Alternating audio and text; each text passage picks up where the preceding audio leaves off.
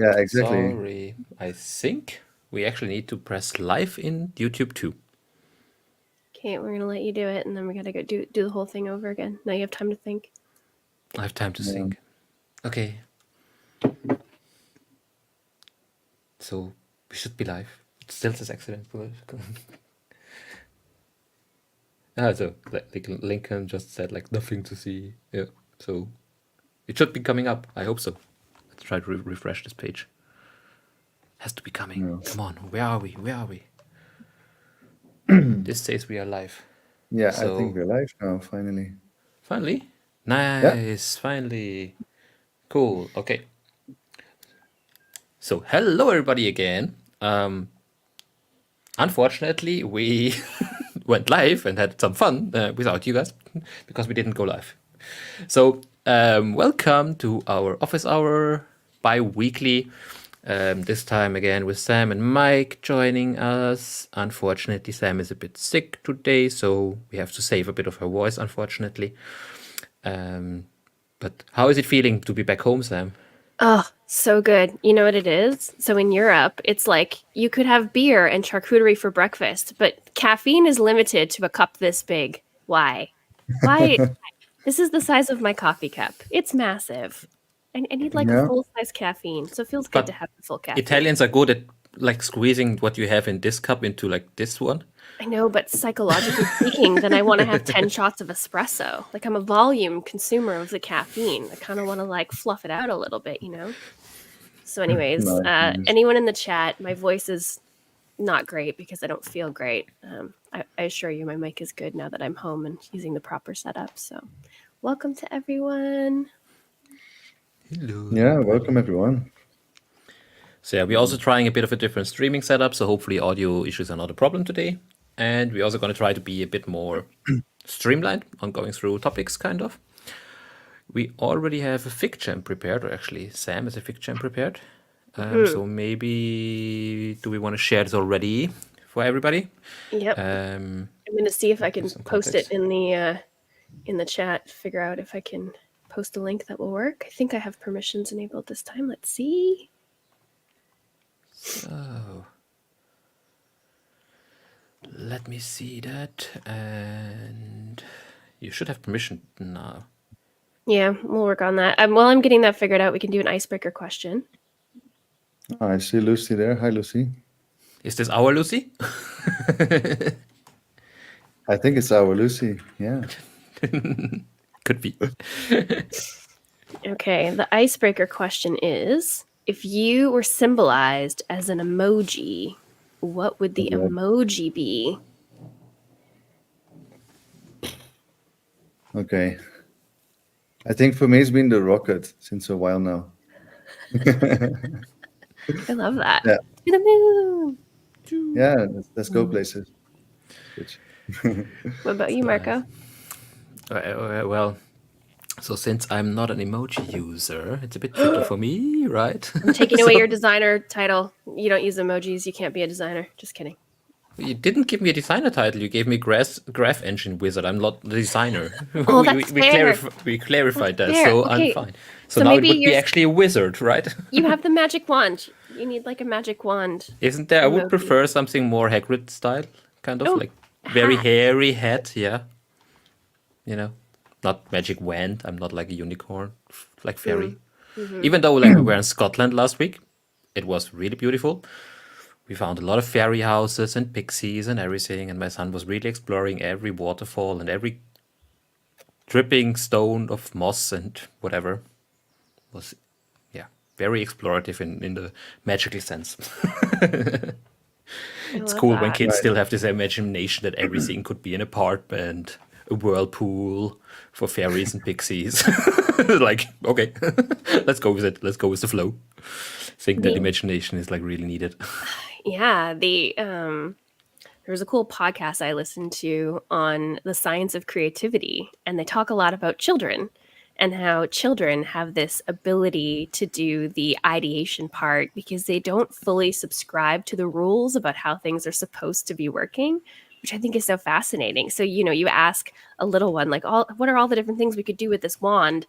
and they'll give you like 1,000 different amazing ideas. And adults will start with like the most basic ones, and then if they're not great at creative thinking, they'll struggle to get past, you know, the really obvious ones. So that's a skill that we can actually train, which I think is so cool. Yeah. Sounds Yeah, it amazing. always surprises me, like even for my son, when he comes to me with the Lego build or something, it's amazing. They start with one little piece of imagination, and yeah, there's just one feature after another feature after another thing, right? So it's like, you know, that sort of flow of imagination without filter. It's yeah, it's really interesting. Nice. Okay, so do we want to go into topics? We have a few things we actually want to discuss this week. Yeah. One being kind of our feature base. So I hope that's where Sam still can talk a bit. So let's keep it on the early pace of the stream. Yeah. Well, I think the first one that I wanted to talk about was that we have a Substack now. So we set up yeah. a Substack. So if you're in the FigJam board, you'll see the links there. I'll also add them to the chat in case you're not a FigJam user. But basically, you can subscribe there for free. And through Substack, we're able to email you when, you know, we have things like a live stream coming up. So if you didn't happen to want to be on Twitter or in our community Slack, you'd still get the notification that we're doing a live stream. So I think that's pretty cool. And the feature base thing. So it's a new feedback tool that we're using. And again, you set up a profile for free, and you're able to post ideas that you have or feedback on things, whatever it is. And we also can use that for a roadmap tool. So right now, if you were to go in there and look at the roadmap, you would see all the things that we're working on right now in the V2 for the plugin, which is currently in beta testing. So you can take a look at that. And if one of y'all is able to share your screen and click in on some of those links there in the FigJam board, that would help me out a lot. So we're going to go through what the board looks like, and then I've got a couple of things in there that I wanted to show. But if one of you could screen share for me, that'd be great. Yeah, I'm just trying to get to that. Give me a second. Yeah, there we go. Sweet. So we're seeing the FigJam, and Yeah, tell me where to go, Sam. yeah, go ahead and click in on that first link there, which is the feedback board. Yeah. I think we're still seeing the FigJam, so I'm not sure if you're only sharing. Yeah, you're only sharing FigJam. Okay. Yeah, go back. Okay, let me fix that. So just a heads up, Ivan, we're going to answer that question about the colorway later, and I put a sticky note in the FigJam. So if anybody else has questions that we want to tackle on, like there is a community request part in the FigJam where you can just like put stickies in there that we don't miss the questions. Otherwise they could be lost in the chat, right? I mean, like, it's not crazy here. It's still a small round, but like always good to have them somewhere written down. Yeah, Also I'll try to answer that. triage them as we go once I'm done the talking bit, because I can already feel my voice is starting to be a bit wonky. So this is what the new tool looks like. The tool is actually called Feature Base, but you know, it's our feedback tool. And right now we're looking at the feed of all of the new posts that have come in. So we've got a lot of interesting topics in there. When you post something new, one of us will take a look at it, add some more information, and then approve it to be in the feed. And when you go in and you click in on something, and you add a comment there or you upvote to it, then when the status changes or someone else interacts with the post, you can get an email from FeatureBase on behalf of us that maybe that thing is moving into our roadmap or is scheduled to be worked on, or maybe there's something new that we want to merge it into. And so the best way to stay in touch with what we're working on is through this tool. But also there are going to be some things in there where we're looking for community feedback. So if you, Mike, in the FigJam, the second one is one of the cool posts that I wanted to highlight. Yeah, this one. Okay, I'm going to post this one in the chat shortly. I would love everybody on this call to go in there and take a look at this post and give us some comments on what you think. So this was submitted by a community member of ours, Chris Kerr. If you're not familiar with Chris Kerr, he's a legend and an awesome human. However, he has been advocating for a theme switcher for non-design systems designers. So the people on our teams who are not needing to do a whole bunch of work in the plugin, but just want to switch some themes, maybe like a lighter version of the plugin. And so this is what he's proposed. And as other folks go in and chime in on it, I've been adding that information into the base of the post, so it gets more and more robust in what we're describing here. So yeah, we'd love your feedback on this one in particular. And I think each time we do a live stream, I'll focus on a few new things that we see in there. So that's one. And then the second one is the one that you just put up there, Mike. So I wanted to, you can take over from there. And this is on the Design Tokens community group format suggestions for color tokens. This is kind of a big topic. So I think you can give the synopsis of it there. Yeah, sure.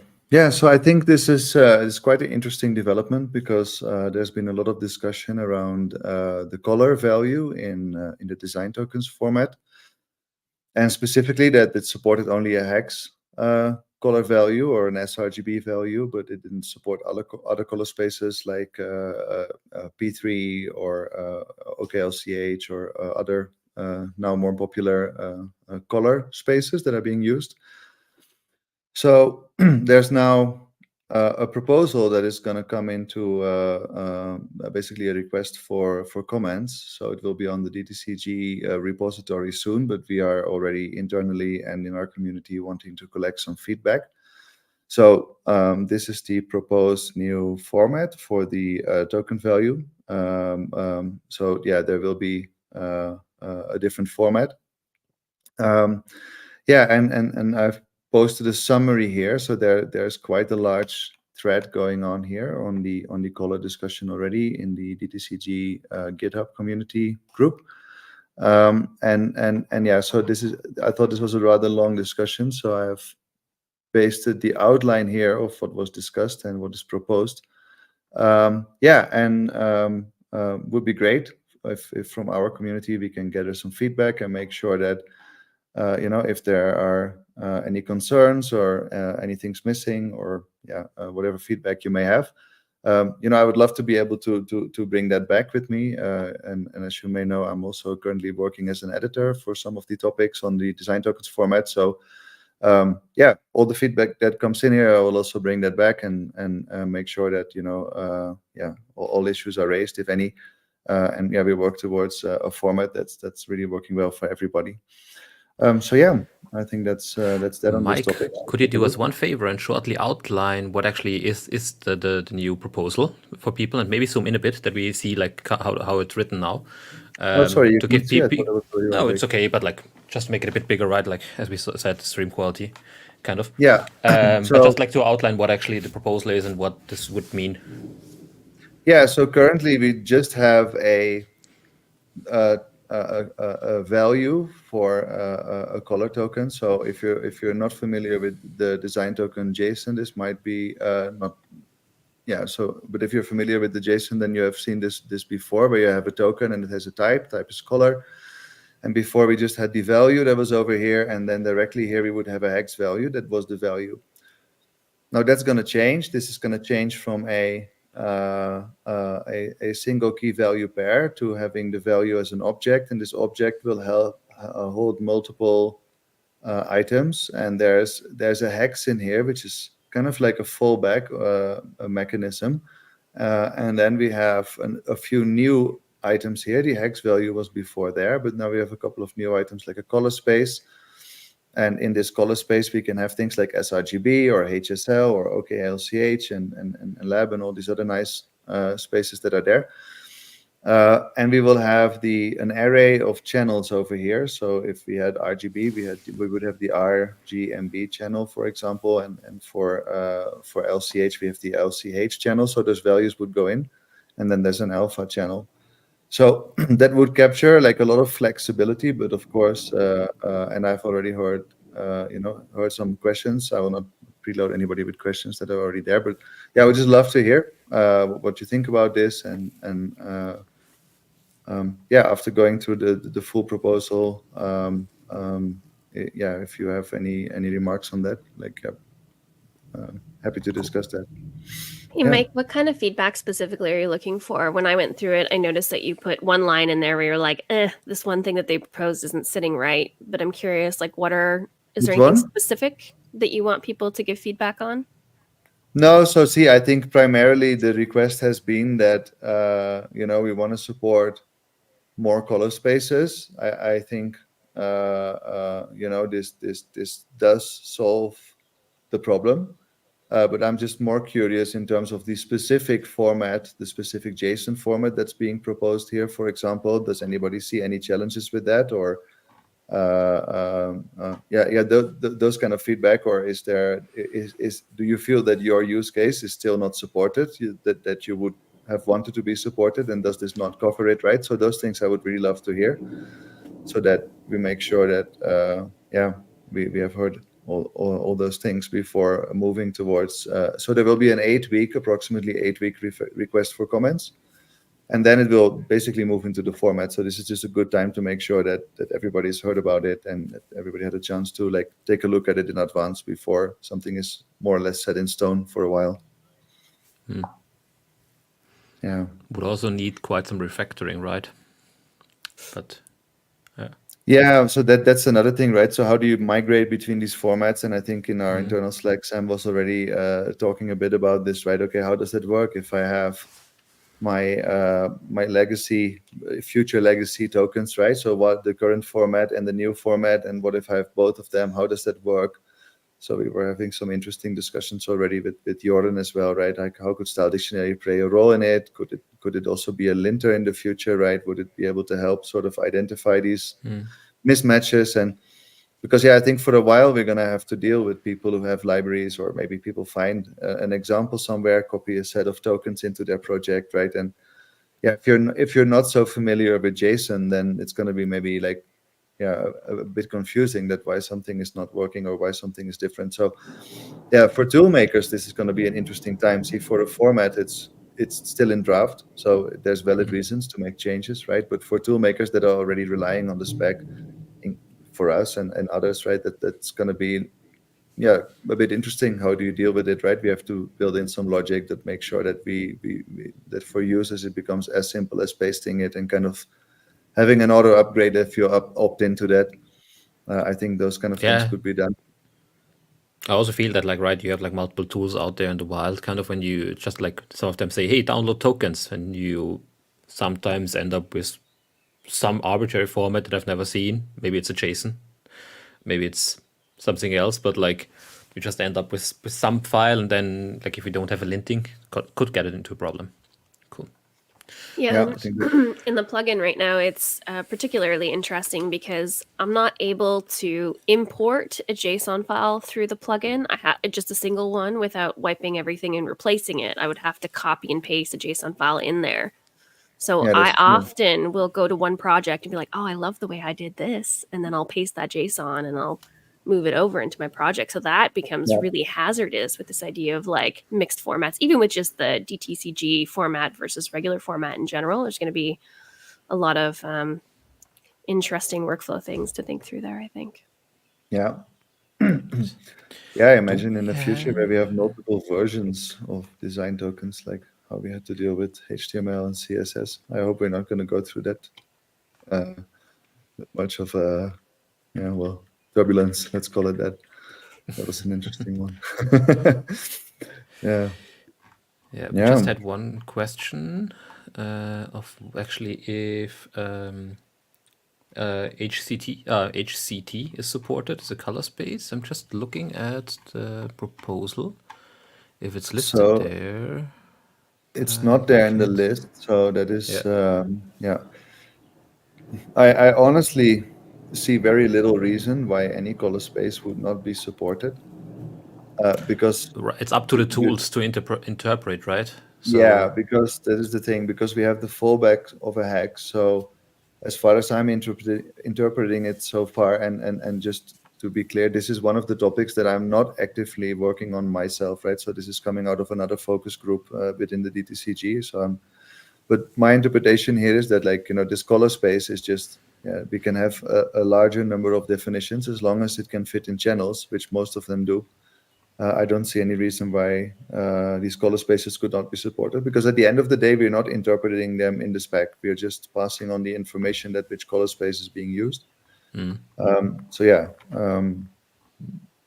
That's but what if one of those spaces is not on the list? Maybe that's a good thing for maybe you have your own interpretation. right? Like Yeah. maybe you have you're building a new color space and you're working with that just internally.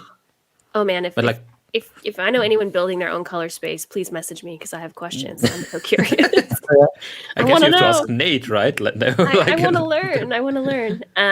But yeah, Yeah. maybe so Mike, if there's a color space that is, familiar and it's not on the list, would that person then maybe write a comment in FeatureBase to say, hey, what Oh about yeah, that this? would be awesome. Yeah. That's kind of what we're looking You for, know, I'll right? Is that sort definitely of check feedback. that, right? Because I don't have a full answer right now, so that Yeah. that question is valid in itself, right? If Yeah. it supports additional color spaces. yeah. No, I think But I'm that completely. being Yes, sir. go ahead. Go.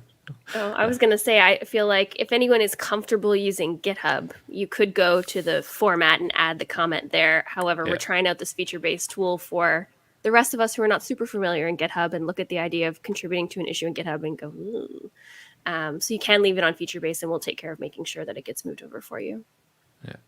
What I'm sad about is that they're again not thinking about extending to print. So the full kind of like, yeah, we're looking into extending into P3 and like Rec 2020 and everything, right? But Yeah. like we're not thinking about like print, and print is still a big topic for a lot of media houses and everything, right? Like they like now we need to store hex value, then convert it to print. Why not? Why can't we hold the print value also in our tokens? So Yeah, I think at this point, and that's again interesting with print, right? Because where does digital in print end, and not digital start? Because like most of print is like super digital, except that it goes eventually printed on a paper. yeah, But the process is digital, right? But like complete. I Yeah, still feel design tokens are kind of focused on the digital realm only, right? Yeah. At this stage. I don't And know about that because if you've ever worked in packaging, you have like, for example, a brand asset like a logo and the oh no, color no, sorry. What I meant to say is from the format, The that it's format. currently Oh, yeah. focused Spec at the on, like, moment. Yeah. let's say, the digital domain. Whereas I Yeah. think that, yeah, for a bright future, we need to think about some other areas as well, because like what Marco mentioned, print, that is huge challenge, right? And Yeah. how do you translate even colors between? That's another huge challenge between let's say RGB and CMYK or Pantone, right? Like, Yeah.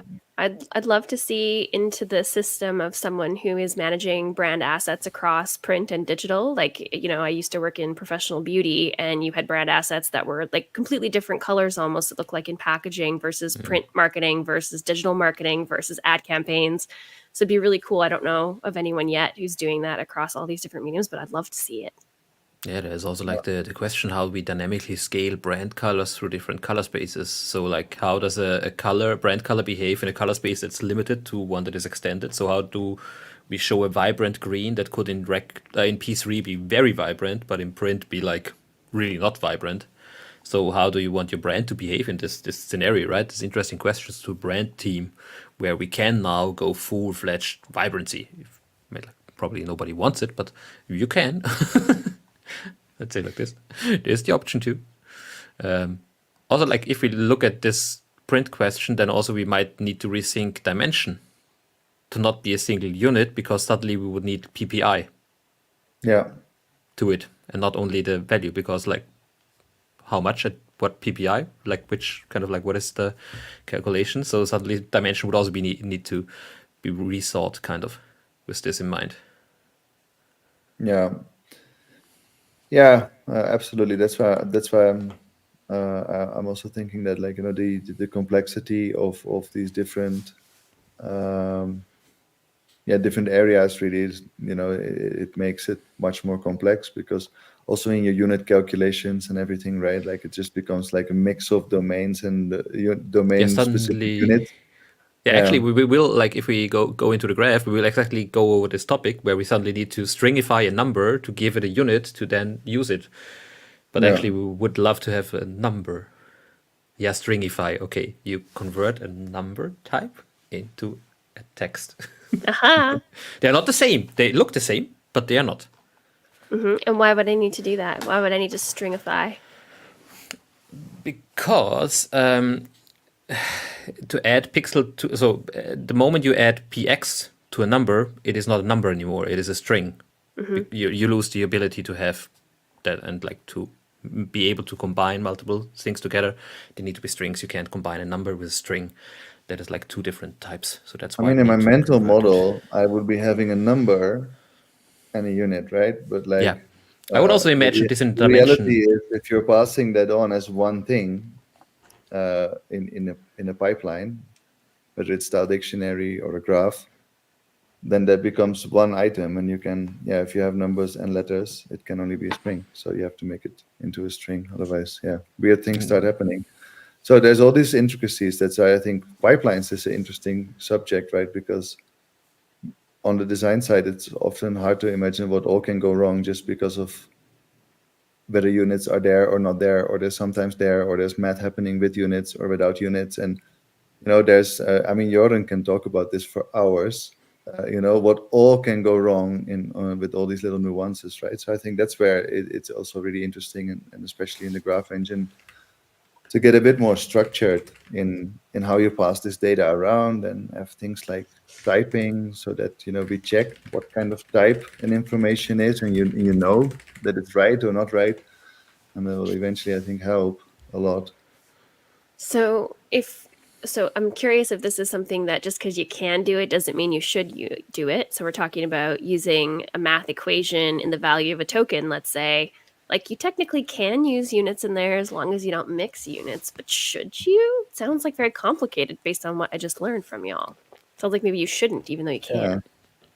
It's I think, see, for all these questions, right? So the first interesting thing is that, should we have a math equation in a token, right? This is still a controversial topic. Like, Token Studio has math equations inside tokens.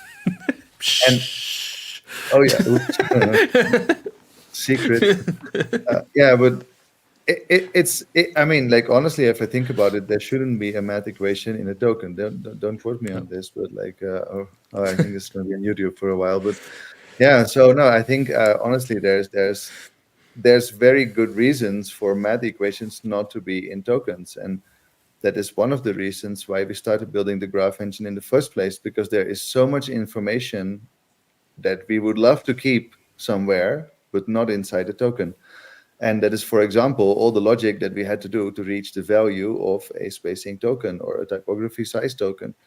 And there's a lot of stuff that goes in there, and we want to put it in the tokens because, for one, sometimes we're lazy, and it's just way easier to have the math figure it out than to sit and do that and put all those values in there and do the updates yourself.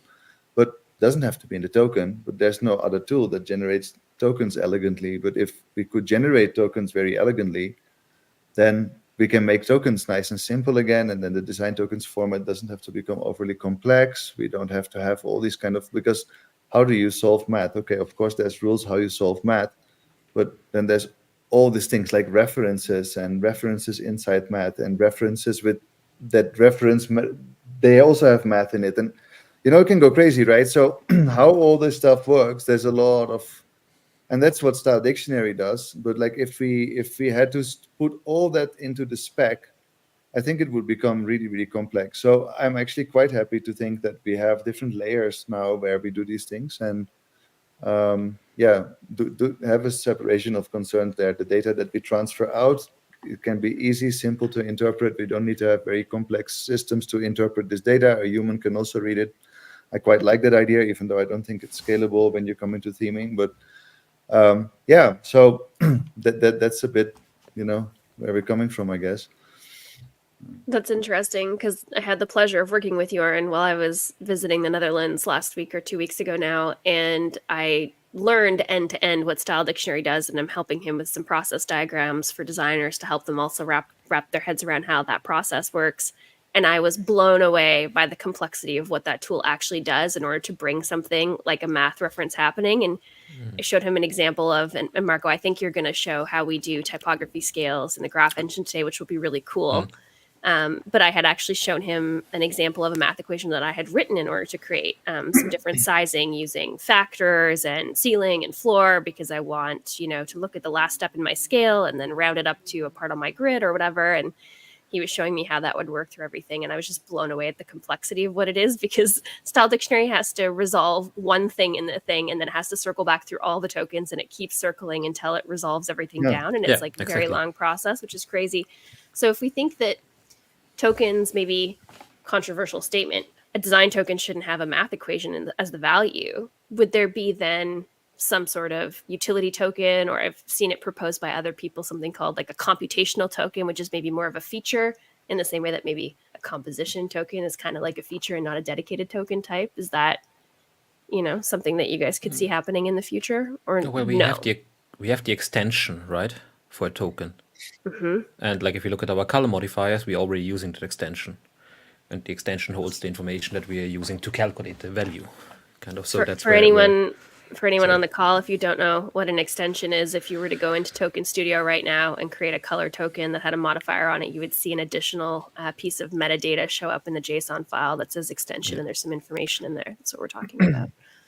Yeah. So the format has an extension space where tool makers but again, this is again, this is not the most elegant solution. Like, we have an extension space, so we're storing it there.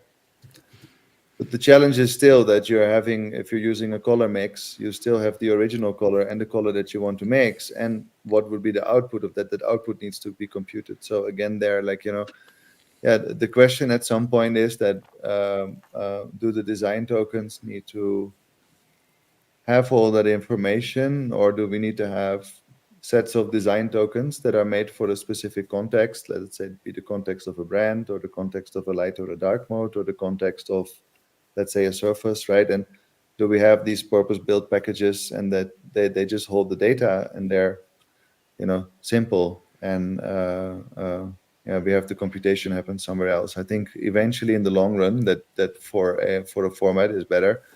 Just like how you don't want to run JavaScript code inside a JSON file, that is like generally you want to run that somewhere else. And I think once we get that all neatly tied together, the format can stay quite simple. But yeah, still a lot of open questions, right?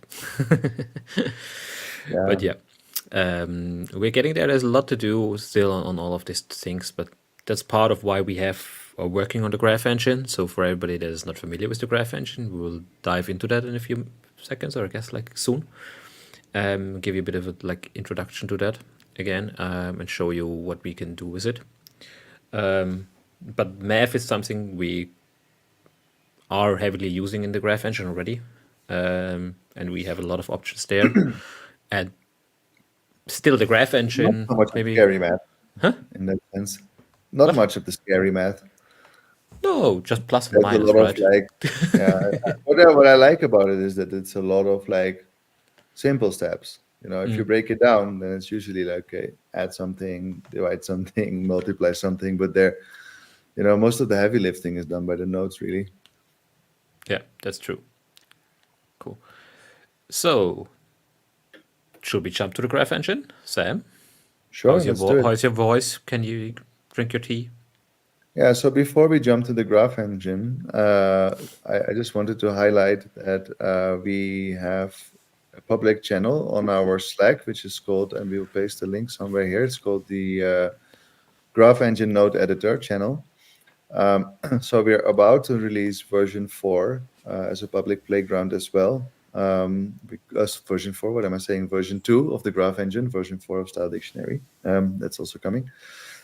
So yeah, if you're interested in learning more about the Graph Engine and how to use the Graph Engine, there's a couple of people already there. We had some questions as well on how to solve certain problems. Somebody was trying to build color scales and color systems there and export those to variables. Somebody else was trying to build a type scale, and there was a short discussion going on. So Marco is going to dive into a typography scale today. But yeah, so if you'd like to learn more, we will be having regular jam sessions. Marco and I are actively working on, discussing with you and the community and trying to see what problems you're solving or what would you like to solve. And yeah, we would love to jam on those, or we will be building some graphs and publishing those, maybe some build videos. If you're interested, we'd love to hear from you. Also on that topic, bring us challenges that you don't think are solvable with tokens. Bring us your really edge cases that you think they are unsolvable at the moment, or whenever you are stuck. We are looking forward to kind of these challenges. We also just in our black box, right? Everybody has their black box they're working in. We can still look outside of a bit of it.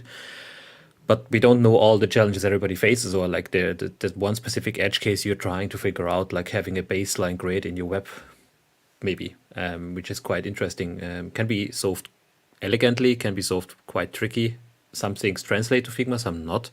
The graph engine is not only for Figma, it's something that can be used across platforms. Doesn't mean you are stuck to Figma or web or Penpot. Like, we are trying to give the output of the graph engine to as many platforms as possible, to be like as diverse as possible.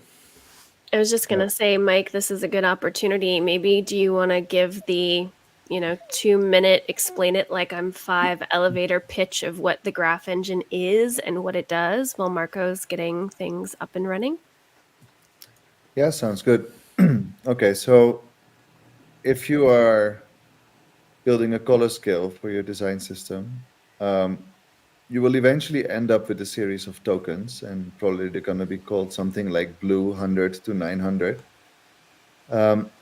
And that probably wasn't a 5-minute job to get those tokens in place. I'm sure there was a lot of thinking about, how many steps do I need on my color scale, and am I going to use luminosity, or am I going to use contrast as the basis for the steps in my scale, or do I just randomly choose them? I hope not, right? And all those kind of things. And then maybe you have some accessibility research around it, and what colors can I use on top of colors? So there's a lot of thought that goes into creating a color scale.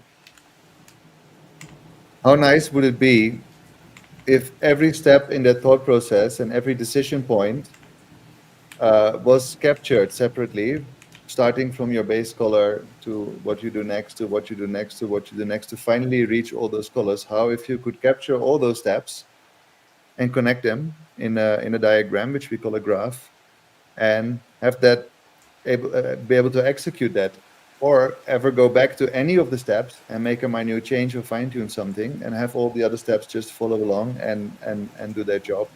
So never losing the work of thinking or the work of generating things in the process. And this can scale up from just one color scale to your entire architecture of how you design your semantic tokens, or how you build your light mode and your dark mode, how you think about maybe density and spacing in your system, and how you connect things through all these decisions. So yeah, I think that's probably one way of explaining it. So we use the term graph engine because it's kind of based on the same idea of a knowledge graph, right? So it's connecting all the pieces that are together and capturing it in a way that allows you to chase the pathways. Is that right? Yeah. So a graph is a series of nodes, which which are pieces of information on the graph, and then there's edges that connect these pieces. And a knowledge graph works like that, where there can be pieces of knowledge that are connected somehow to each other, related. And here there are pieces of decision making for around design that are having clearly defined relationships, connections. So yeah, that's why we call it the graph engine, because this engine executes this graph for you. The graph you create, the logic, the algorithm, maybe if you want to call it that you create, it executes that using the format of a graph. And that's why we use a node editor, so that it's easy for you to create those in a more intuitive way. So the nodes are the blocks where we capture and hold all the information that's related to one part of all of these decisions that we make. So to create a color scale would be lots of different decisions that were captured into a node or a series of nodes, depending on how complicated the task is that you're trying to do. Is that right? Yeah, exactly. You have to think a bit of it about inputs and outputs. Something goes in, and then you do a bunch of things with it, and then it comes out as a result.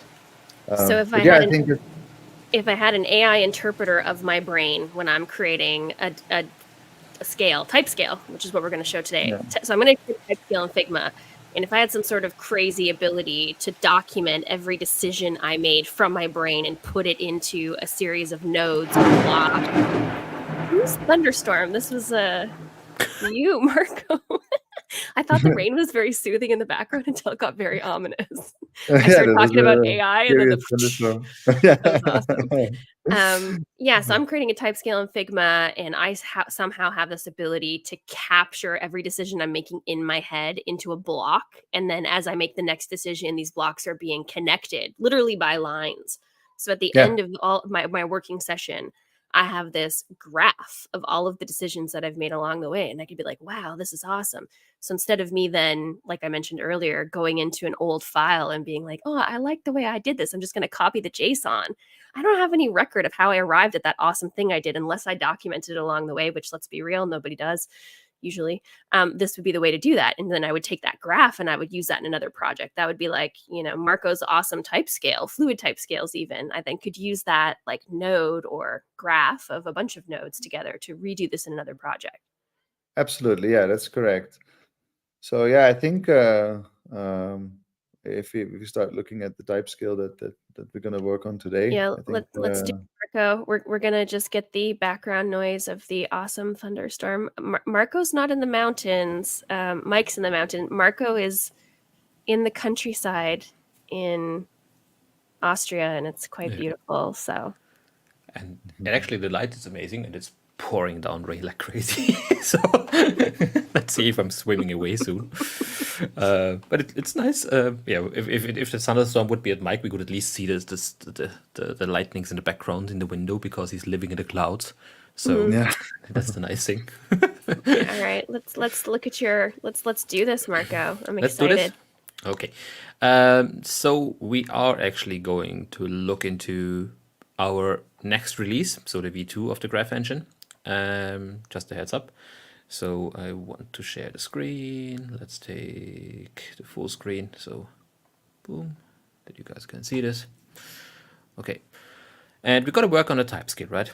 So I already added some links to our FigJam. There is my old talk here, kind of like where we have like this fluid design with tokens. And there's also the fluid type scale visualizer. So these are two tools that actually I needed to create to help me with kind of all the fluid calculations I wanted on typography and everything. So let me shortly show you what is there. We are going to go through V2 now, so don't worry, this will be recorded as a demo. So if we go to the fluid type scale generator, this is this tool here. It's based on a harmonic series. So a harmonic series is kind of there's an article and they're talking a lot in the YouTube video about it. At the end, it is mostly, let me just switch this one. No, that's not good. Like this one. How can I like unpin you because Mike is gone? Like this. Oops. Okay. So what a harmonic series is a geometric series. That is what most of us use. So a geometric series is where we have a rhythm kind of, but we don't have notes in between this rhythm. So normally you have a type scale that's like kind of 1 by 1 to 1 to 5 kind of, right? This would be where you'd be like, I want things to increase by the golden ratio. Or Exactly. That is the golden ratio that we're using here kind of. Mhm. So these are the values and we can set our base font and then I can say, hey, I want this many steps up and down, and then we can look at the graph, how this actually looks like. So here you have your pixel values and you see how this actually scales from your min breakpoint to your max breakpoint, and it visualizes and you can move your position around, and then you can go at the table view, and in the table view you also get the values to it. You even get the fluid clamping values that you need for this calculation. So this is actually what you would use in CSS. That gives you a complete fluid typography that's calculated, and this is already accessible. So the important part, the clamping function, is to have a rem value inside that we are related to our base font size, and by that kind of if a user scales their screen up or down, the font can adapt to that. So the clamp function is an essential part of fluid and responsive typography, right? The clamp function, not at all. You could just do a calc, right? But like the problem is, like if you look at the graph, it kind of shows where the clamping happens, right? Like stop here, stop here. If I wouldn't have this, what would happen? I just draw a straight line and I would get like a type of -10, maybe. So the clamping is an upper and a bottom limit. Exactly. Got It gives you it limits where your font, like what's the smallest font size you have and the max font size you have, and in between it's just drawing that line at the moment. Yeah. There could be On, even a on a more really big elegant. screen, you wouldn't want your type to go infinitely big, right? So after a certain Yeah. point, you just don't want your type to scale up anymore, even if the screen goes bigger. And the same for like smaller screens. Yeah, for example, we That's don't where we want want to clamp 108. it between those lower and upper limits, because it just makes no sense, or it becomes not legible, for example. Yeah, we probably don't want 170 pixels, right, as a font size. Maybe we want, but like most likely not. So, but what the harmonic series does, it actually like it takes this geometric series and then it adds steps in between.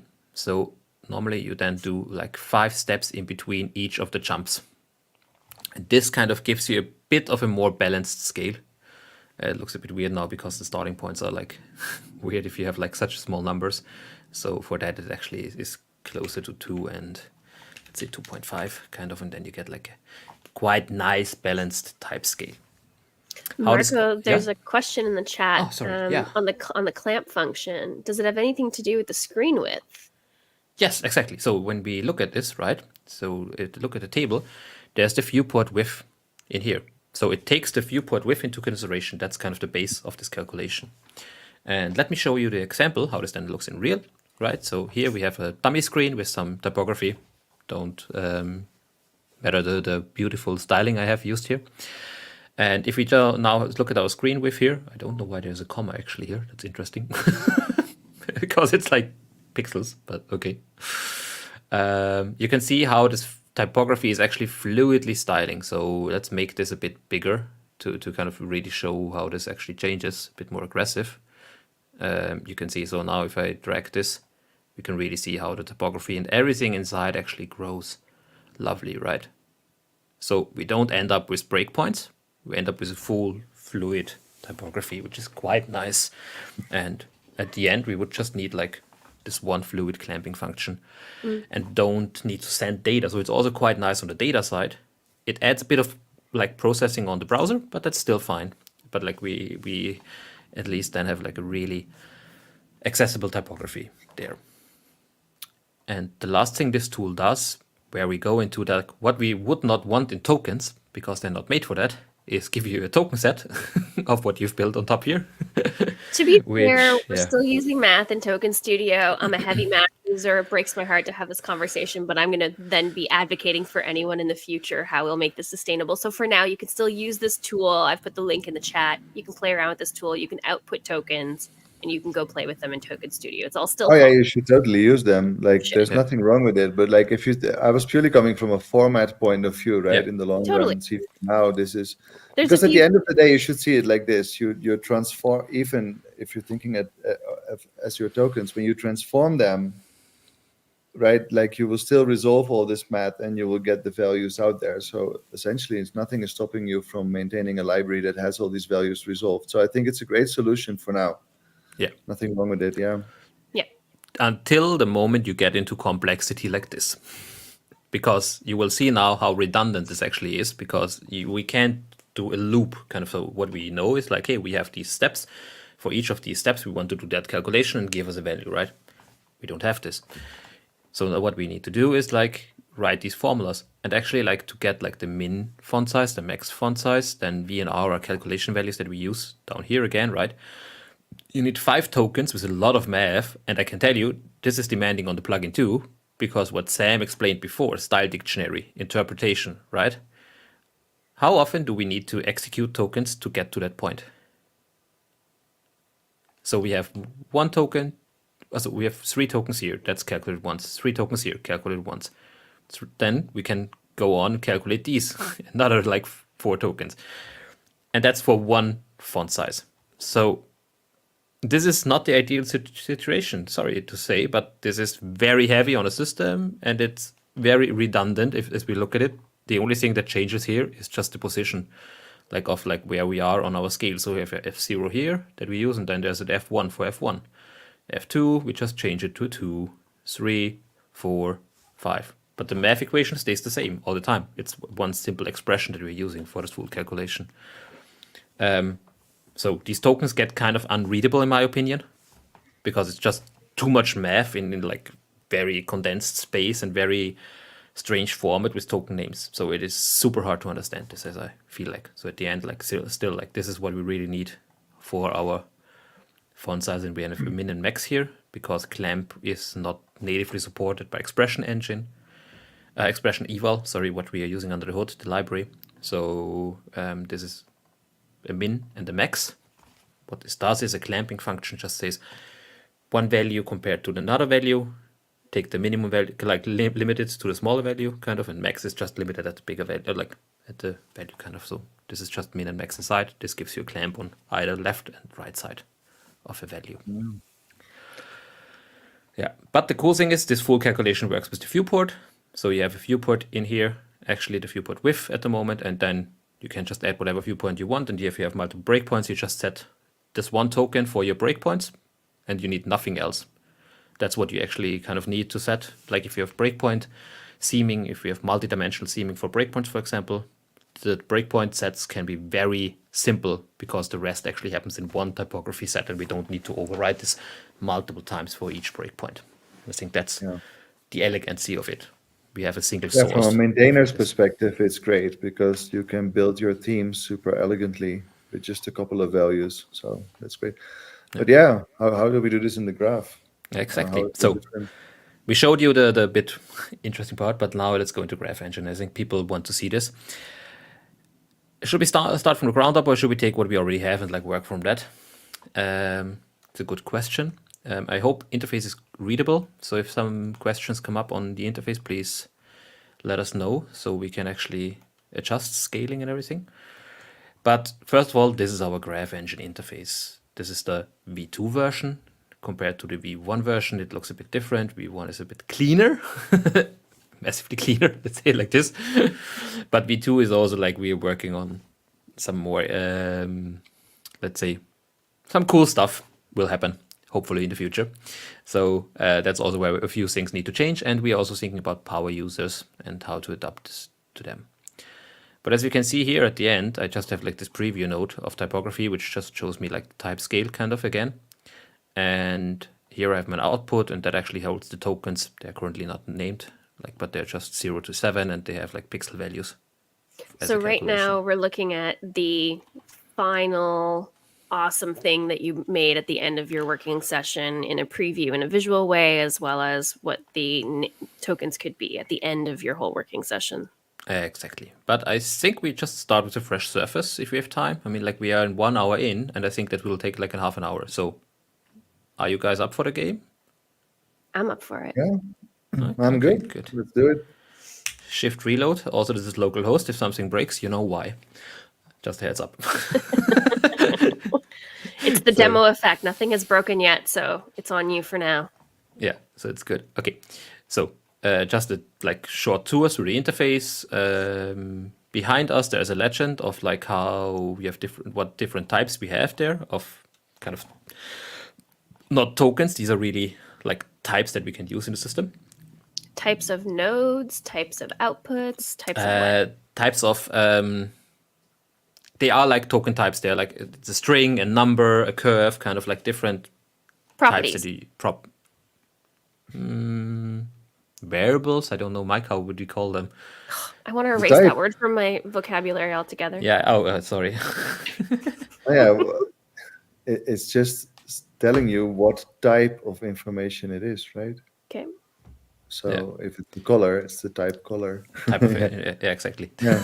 Sorry, it's like it's actually Type of data. Got it. it That just makes sense reminds me of my visit to Qatar. But where why we- is that important, right? Because I think that's the more interesting question. This is coming back again to this story of this data. It's nice when we have all this data working for us, but at some point, the system needs to do something with this data, and that's where all kind of things can go wrong. And these systems that have to do stuff with this data, they greatly benefit from knowing what kind of data it is they're receiving, and if it's the expected kind of information. So is it really a number, or it's a color, or it's a set of tokens? What am I getting, right? So having that information captured along with the information is extremely valuable in all kinds of pipelines and processes that will happen in systems that maybe are not controlled by us, that we haven't built, that are custom built, other tool makers, right? and that's where typing is very important. So, interesting kind of thing where this happens, for example, is a zero. A zero could be a number. It could be a Boolean, true or false. It could be a string. Like it can be everything, and you don't know how to work with it because if it's a number, it has a different action on a comparison than if it's a Boolean. And the system, if it doesn't know what it is, it might interpret it as a Boolean, not as a zero. Suddenly you end up with an equation that doesn't work because, like, what is true plus 1? Right. Or if you have the value of anything, and if it was set as like a text data property, then maybe it's just applying it as like content as opposed to the value of something. So it'd be important to define that. Also, Marco, I'm wondering if maybe we want to shift the position of us so that we can see your legend, because it looks like Can it's we do blocking this? it a little bit. Can we? Ooh. Yeah, I think we should be able to, but like, Don't see. I mean, we can go in this way. Yeah, that's good. That's Yeah. real Better? good. Yeah, Okay, that's good. good. Let's stay with this one. I think it should still be readable, right? Yeah, if something happens, please tell me. If you need some more zoomed level. For me, this is massive already. for me it's okay so far. Yeah. So these play controls, they are for a future thing. We don't want to spoil it, so let's close this window. But like, yeah, there are some play things. If you're looking around at this editor, which we will hopefully release in the next 1 to 2 weeks, What days? the URL, Actually. then you might be good in like digging around and finding why we need stuff like this. If you know why, or you just look in the Git repository. So this is an open source project. Feel happy to contribute, ask questions. We are always happy to see new contributors to this topic. Cool. Okay, so what does a graph need? A graph needs an input and an output. So let's drag them in. They are under generic. We have an input and we have an output. They currently don't have anything, but let's add inputs. So we want to create a typography, right? So let's add a base font size. So right now you just grabbed two kind of generic blocks or nodes. Yeah. One block is for input, and now you're detailing what kind of input you're putting in. Exactly. So we want a base font size. That is a number. So let's add this, and there we would have it. And let's just put it to 16 pixels because we work with pixels, but I'll show you something later on. And then we probably also want to define our steps, right? So let's make steps down, also a number. And we want steps up, also a number. We want 2 steps down maybe, and let's say 8 steps up from our base. And then at the end, we probably want a ratio for typography, right? So that could be then the 1.25 we've spoken before. So now we have some inputs. You can see the values here. You can see the variable name. And this one actually, like this red icon now, we are still working on the colors, don't worry, shows us this type of number.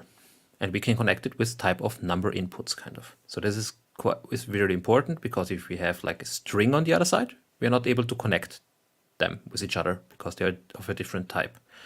This is what gives our system kind of a bit of more stability to work with. And at the end, we want our token set. Let's call it token set. And this is kind of any. So any type means like as soon as we connect something, this will actually be defined by what comes in. This is called, we call this a dynamic type. Magic. Yeah, it's magic. It kind Mark- of reads what comes in.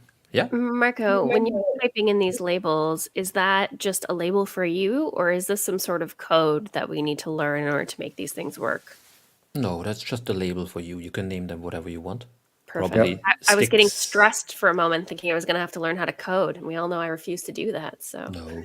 Hey, might be you good if saw you- a camel case and you got worried. I don't want to learn how to type things properly. So you probably remember like what Jorin said on the naming things, like keep them clean. That's like the most important part, right? Like don't put emojis in them, I would say. I was just about to say that. Like, if you want to have a discussion with Andrew, put emojis in it. Cardinal See? sin. Yeah, we can put emojis in it. Yeah, but don't. Just because you can doesn't mean you should. Yeah, okay. Let's I like let's do that. it. I'm going to make that a sticker. That's the next round of stickers. I got team good enough, and just because you can doesn't mean you should. That's the next two. Okay. Yeah. You see, like we have a emoji test. Yeah. So now that we have this, let me delete this again. No, Just- keep it and send it to Andrew and tell him that I wanted you to do it. Just kidding. Don't do that. He'll hate me. Yeah. Andrew is one of the engineers on our team. For anyone who's not familiar who Andrew is, he's amazing. Oh yeah. Yeah. Really, really amazing. But we All also right, have Marco. more working. Good. Okay, Let's do sorry. it. Let's do it. Good. We want a series. We're going to go with geometric series and not the harmonic one for this kind of like. So you can see there's already in this block again, as Sam said, right? We have already some values defined, steps down, steps up, ratio, precision, which is quite interesting, So- and the base. The geometric series node is something similar to the script that you built for the generator, right? But it's just Yeah. the whole logic sitting in one node. Cool. Exactly. So this is like So- a prefabricated collection of all the information that was working in that web tool, and now I just got to connect things with some lines. Just Yeah. connect So what we dots. know we're doing now is we're not doing the full fluidity. We're currently just working on one breakpoint, one scale. We're not doing all the breakpoints, but we can get to this later. So now, actually, like what we need to do is connect all of them one by one. So what we do here is actually drawing an edge. This is called an edge. It is just like a line connecting these two to say, hey, this goes from A to B kind of, and is connected. And we can do this for each of the values, and you can see as they change. We also get here our array of numbers. On the bottom right, you actually have the preview, how this looks like. So this is a data format, so that's why it's also visualized very data heavy. But I think like we are all fine with saying, hey, okay, these are the values. And let's say we are using pixels here, so probably we don't need the precision of like 2. We just like go with full pixel values, right? And suddenly we already have numbers.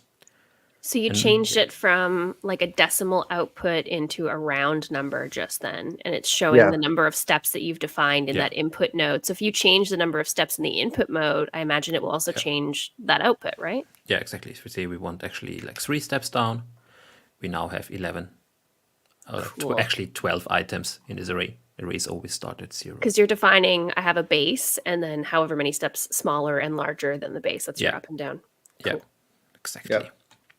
So you always have the base in this thing, and then like you just say, okay, up and down, because like it might not make sense to remove a base from a scale that you use the base from. Yeah. So yeah. Cool. Okay. So this is there. Since somebody just dropped in a message, what can we build with geometric series? Actually, a ton of things. A geometric series was used in Greek sculpting to calculate the curvature of human bodies when they did like the sculptures. So a geometric series is everywhere where you use it. It can be used for spacing, sizing. You can use that to balance stuff out. Kind of like it's the symbiosis between math and art. Yeah, and people think this doesn't exist, but actually this is there. Everything we find beautiful has some correlation with art, with math sometimes. There's also some people who believe that if you want a harmonious design system, you should use the same, multiplier of scaling across as many things as possible. That's why they call them like harmonious scales. So Yeah. if you choose a value like golden ratio and you modify it for your type scale, you'll want to do the same thing for your sizing and your spacing scales as well if you're working in a scale system. Yeah, because somebody asked for the tooltip, we have them included. So some of these have like some short description when I was like I had time. We're working on these, right? Like it needs extended things. What we want at the end is like short clips for each of the nodes to explain them. Even for math things, kind of like to have like really short helper videos. I'm sorry, what? I'm going to be able to get in product demos of how it works on demand? No. Yeah, so we wanted actually. So we have a nice thing. If you press Shift K, you get like this nice little ad Command thing line. kind of, and yeah, command line, and we can just go through and like in here we want like a little preview video and everything. So that's kind Love of the it. goal of this tool to really show us, give some more assistance to the users. Let's say like this. To people like Okay, me. so yeah, to everybody. Sorry, even I need assistance. So everybody needs that sometimes, right? I'm also not a genius. I can give you one tip actually. What LLMs are really good at is you express what you want and they give you a math formula to that. Just a little tip.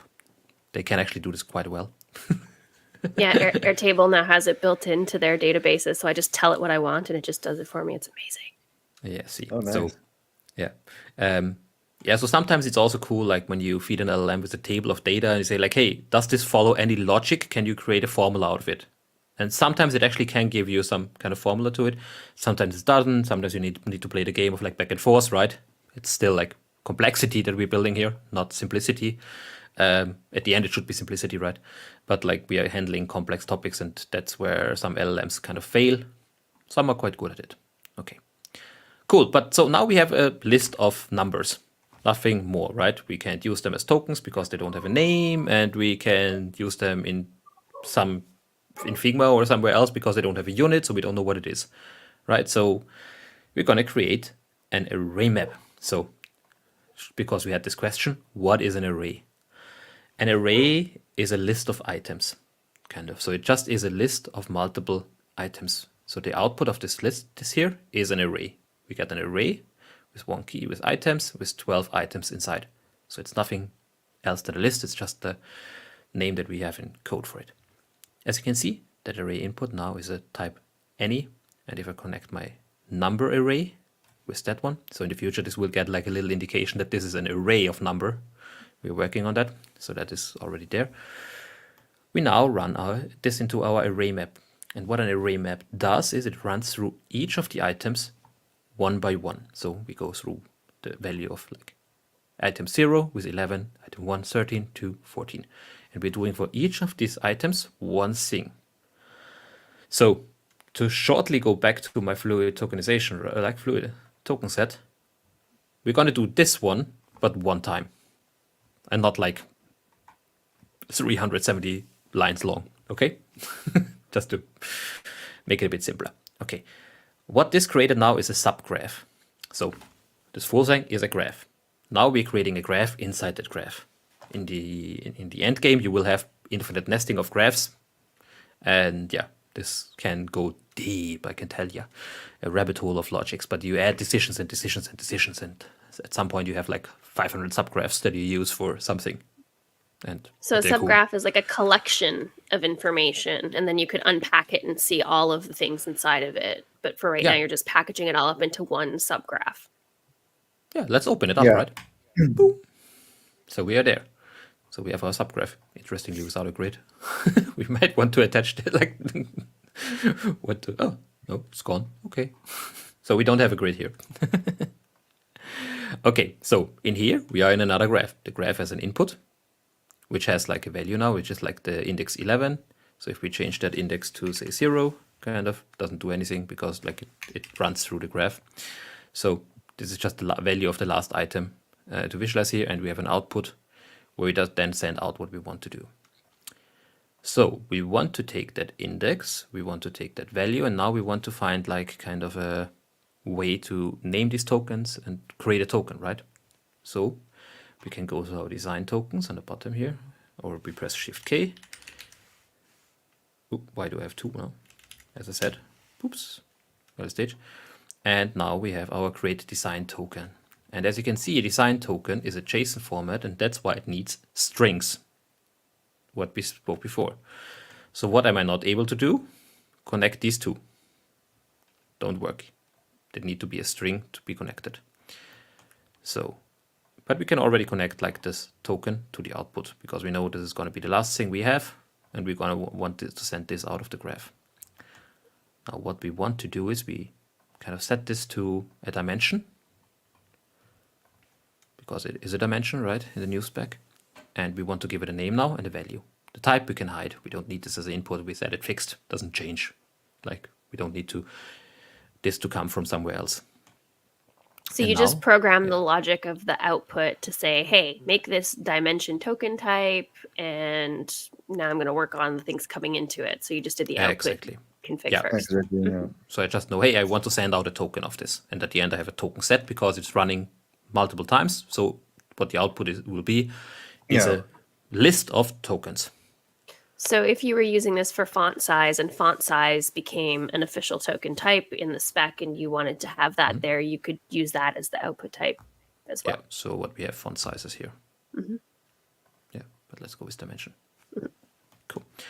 Okay, so let's say we want to use this 41, and now we actually need to make this into a string. So we're going to take that unit, stringify as an any. So I'm going to take my value, put it onto that value, and now I have a string of 41. looks exactly the same, right? 4141.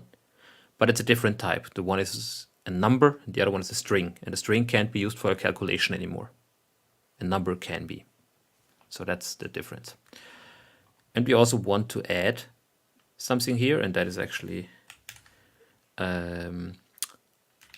pass unit. Why is it twice here?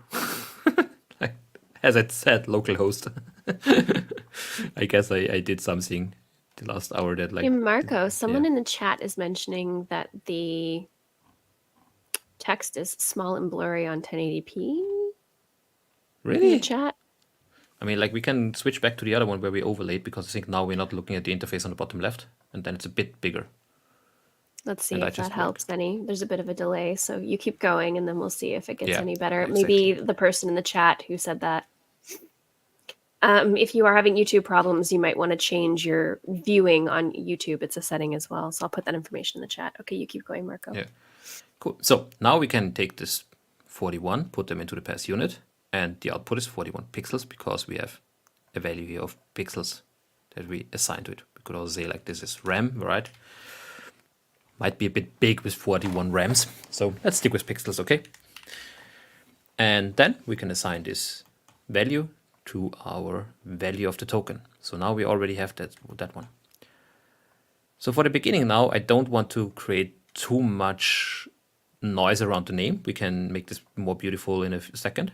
But let's start out with taking the index, which is just a number, converting that into a string again, and putting it on the name. So at the end, now we have a token that has a name of 11 and is 41 pixels. Let's go back to our graph. What we need to do on an array map at the moment is to run a force execution. And this actually executes the graph for each item in the array. This has something to do with performance, right? We don't want to run this like continuously, otherwise you will be stuck. And now we have an array of tokens which go from 0 to 11 and have like 11 pixels to 41 pixels. And you can already download that as a token set and use this in your in your Token Studio plugin or somewhere else. So in the Let me search previous little screen that we were looking at, you were looking at the subgraph, which is the combination of this one. And then Yeah. you were saying, hey, do the conversion so that this can be read by this JSON format output sort of a thing. Okay. And now we're back in the graph view where you're doing some more work. Yeah, so let's say we want to create our dimension token. We can give this node a name, so we can give them custom titles. That's very good for like documentation purposes, that we actually know what these do. We can also give them a description to explain a bit more what we are happening here. And if I kind of close this once, subgraph, oops. And now we're going to show you something that is nice on this new UI. That's why it looks sometimes a bit more cluttered, but it gives us one cool option to say like open the subgraph. And what we're going to do now is actually we have a window manager, and now we can actually have our subgraph on the bottom. And I just want to remove my minimap because I don't like it. So, and now we have our graph on the top and our subgraph on the bottom, and we can work simultaneously on both of the graphs in the same interface. So this is really for, I would say, power users, but it is actually quite nice if you're working on the bottom on a subgraph, but you still want to see the output on the top here. And this brings us to the output part, which is like we want a preview of that. So we're going to bring in a preview typography. This wants a token set, and if I pull the token set in here, you can see that you have like a type scale. Tricky thing now, we are in an interface where we can zoom in and out, right? So what you can see here is most likely we're going to add an action bar where you can zoom to 100% to really give you the right visualization. Most likely when we do these scales, we are anyway looking at the uniformity of the type scale and not at like the like single pixel, how big one single item is, right? It's like the common problem of every designer working on an amazing large screen, designing anything. They're looking at it in a certain way, and then you zoom to 100 on a shit screen, and you're like, okay, I'm regretting my choices. One question: who woke up Chris at this unforgiven hour? Poor guy. I just told Yeah, Chris hi, in the Chris. chat He's got to go back and watch the earlier part of the stream because we gave him some love earlier as well. Hi, Chris. Welcome. Hey, Chris. Amazing that you're joining at this time of the day or night. Yeah, legend. There's a couple of folks from Australia I was seeing in the community that they were like, hey, I'm here with my coffee. So welcome. Good morning to everyone who got up super early at ungodly o'clock to hang out with us today.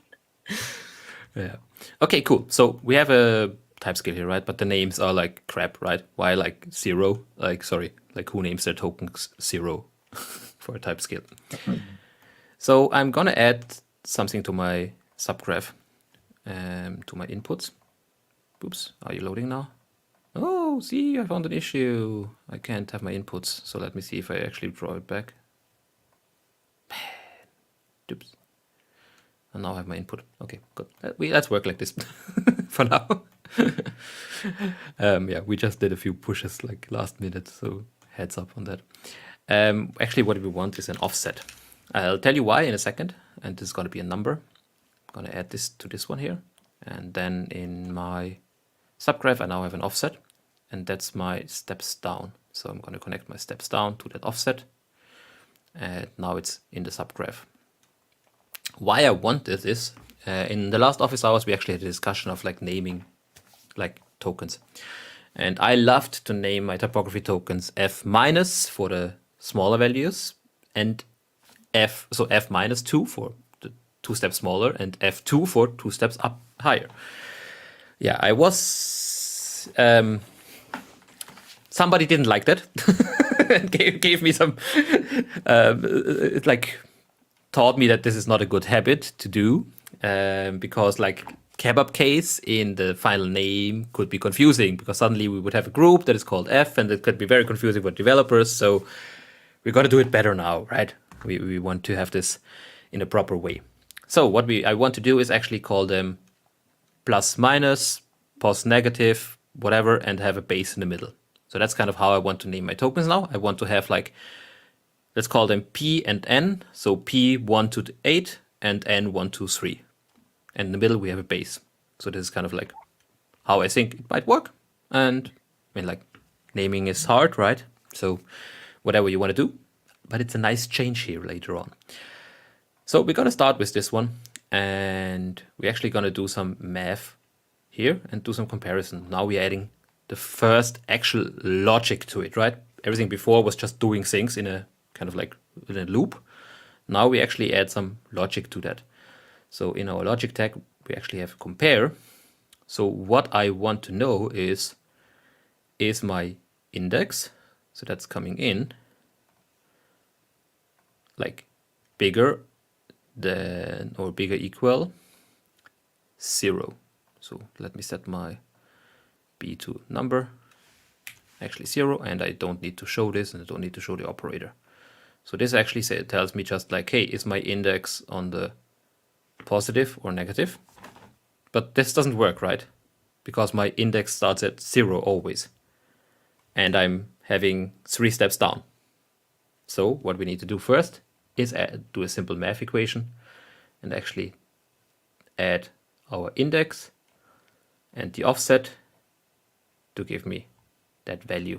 And then this one is actually the one I want to compare against. That's why we needed the offset, to understand where is our center of our scale.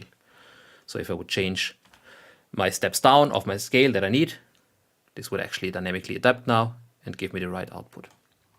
So right now you're trying to automate your naming by adding some equations to tell the system, hey, look at this as the base, and then anything smaller than that, name it this way, and anything larger than that, name it that way. Yes, exactly. So now that we know, like, hey, okay, this statement tells me you're above, I can now give values to A and B. So A and B here are actually going to be strings. And I'm going to set the types, and I don't need to write any constants. I'm just saying, hey, this is actually my positive, and this is my negative, P and N. And now I'm going to add my condition, and my output would be positive, because we are at index 14, the last index, that's quite simply positive. And now I have my stringify here, which already gives me my 11. So let's make a bit more space here for us and move the output to the right. And what we need to do now is actually connect these numbers with each other, right? We want this disconnected. So we're going to do in our array, we're going to do an array fight. This means I'm going to create a list of items. This list of items starts with the P and ends with the 11. So we have P11 in our list. If we look here, this is a P on the first position of the list and the 11 on the second position of the list. What we can do now is add an join array. And in your world, P means plus as in greater than your base, right? Yeah. If we want it to be the dead simplest naming, that would be plus or minus or whatever you want Let's it do your it, name right? to be. Let's make it that simple, right? Oops. Plus. Yeah, and some of you might have seen that these lines change into dashed lines and are animated. That is actually when the graph does something and sends out new stuff. So yeah, that's also part of the next thing that It's like an animation to tell you it's working or has made a change. So when you see the line change, you know that it's reconfiguring something further down. yeah, it's So it sending shows some you the data package. is flowing through it, exactly at which point between which node and which node. Yeah. Oh, that's so cool. Because if you're working on I've seen some of your guys' graphs and they get pretty crazy. If you make one change, you would like see it trickle through. That would be so satisfying. Oh, I can't And wait. imagine if that was happening all the time, what kind of applications that would be useful I would for. just be there making changes to see it flow, especially if the animations are smooth. I'd be like, ooh, look at this. Yeah. Cool.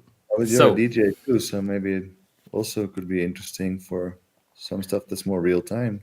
Oh. It's like when you play the new Tetris, as you drop the blocks, you're in control of the soundtrack, which is so cool. Can you imagine? Yeah. I can imagine. Yeah.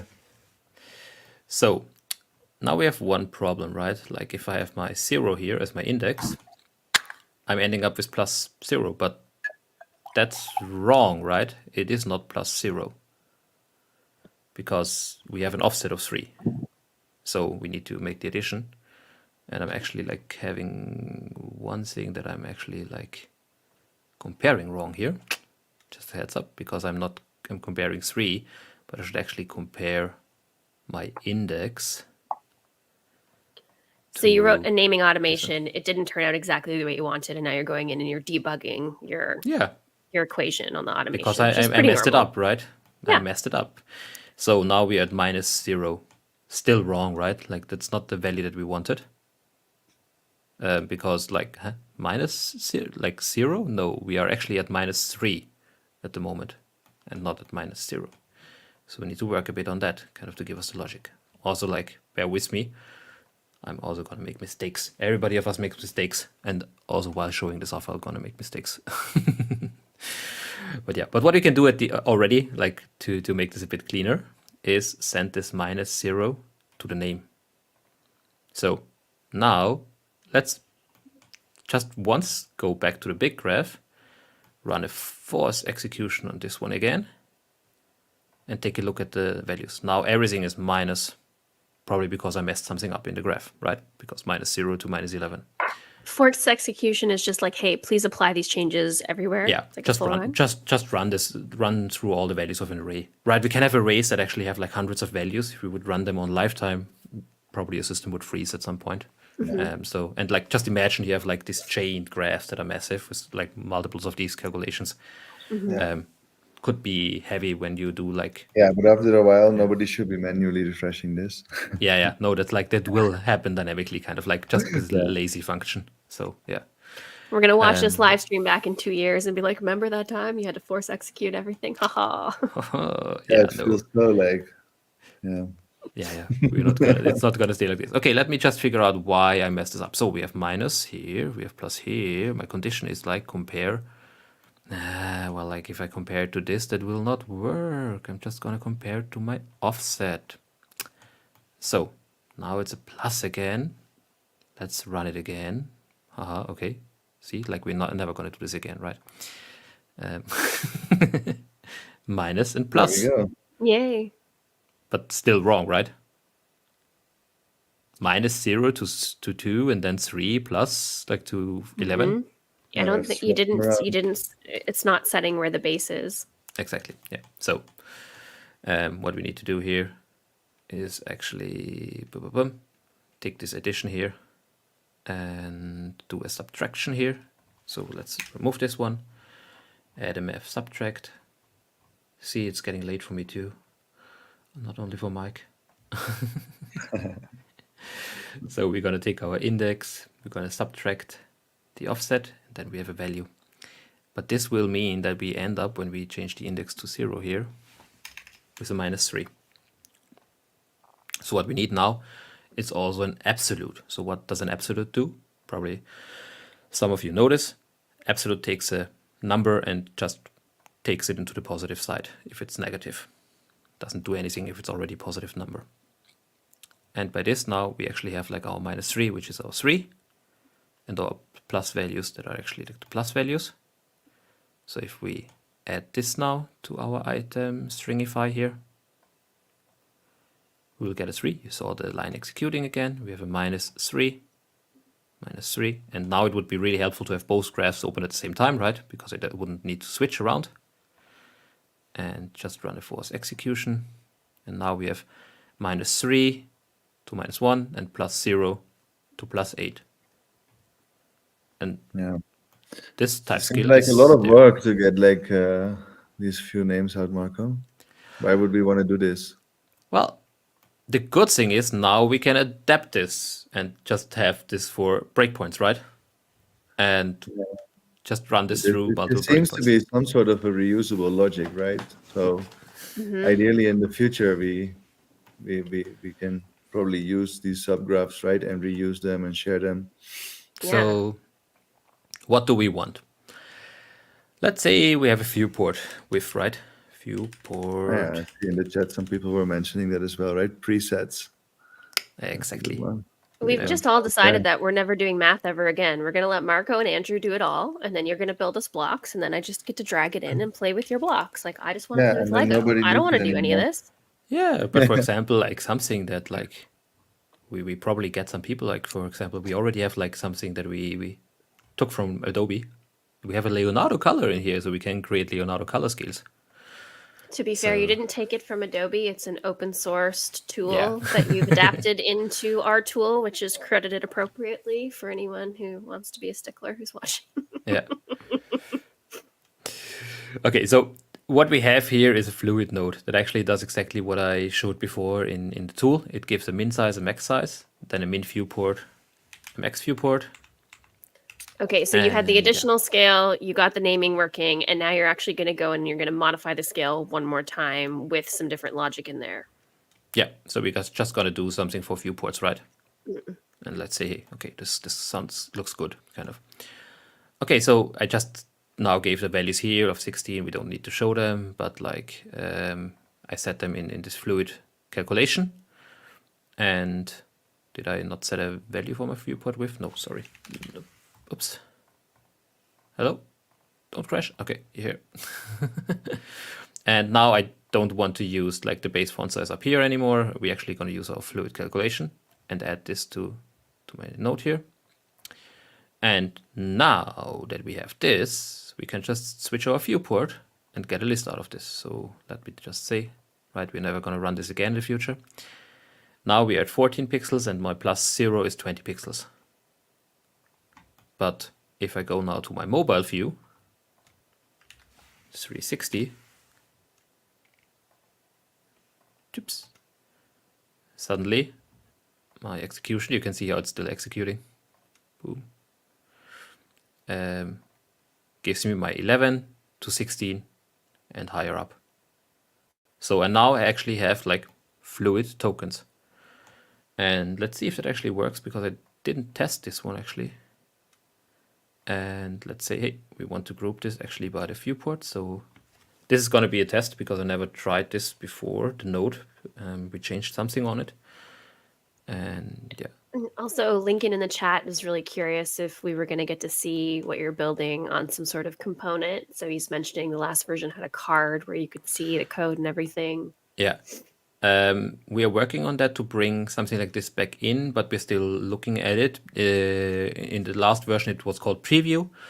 We are now thinking more about an emulator that emulates kind of an environment, because we want to see like how this actually would look in Figma, maybe how this would look like in web.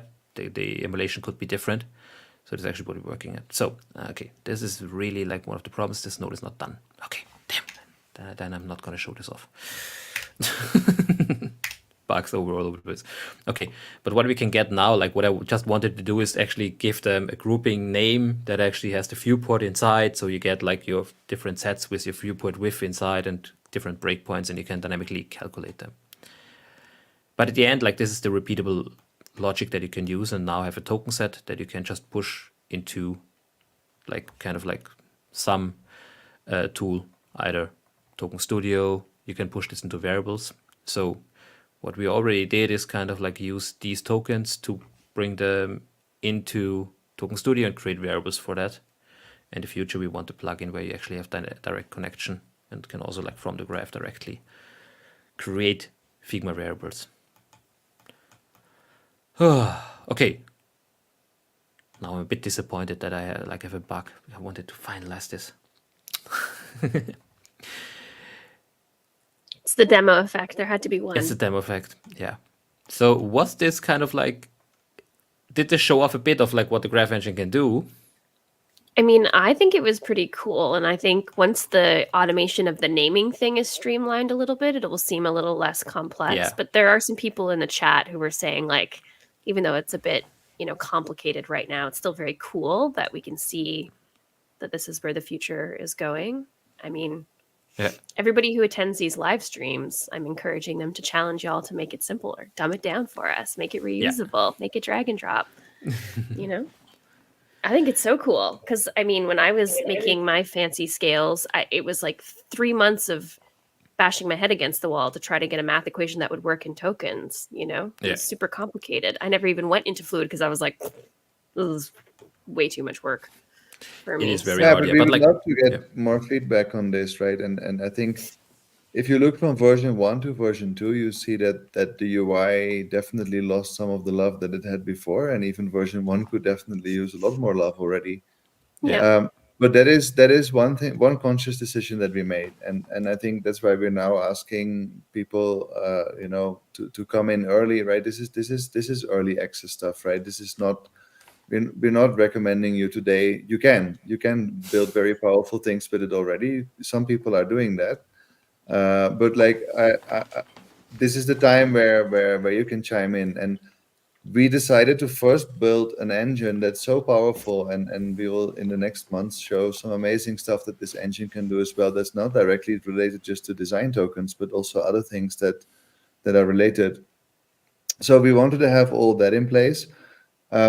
This UI is, this is feature bloated for so many use cases, because this is the everything of everything UI, and this now needs to be stripped down, and we need to polish it, and we need to get to a point where the different people using this with different backgrounds feel comfortable using this tool. So that means that there might be different personas. So that's one of the ideas that I'm thinking about, where there may be the design persona or a more engineering persona, right? And depending on what kind of task you're fulfilling on the same project, on the same graph, you may not need the same view. And I can imagine if you imagine a no-code tool where you have a designer who's concerned with the design, and then maybe there's an easy way you can connect that to a CMS, and there's an engineer who wants to do some changes to a component, and he wants to zoom into the code, and he can do that as well.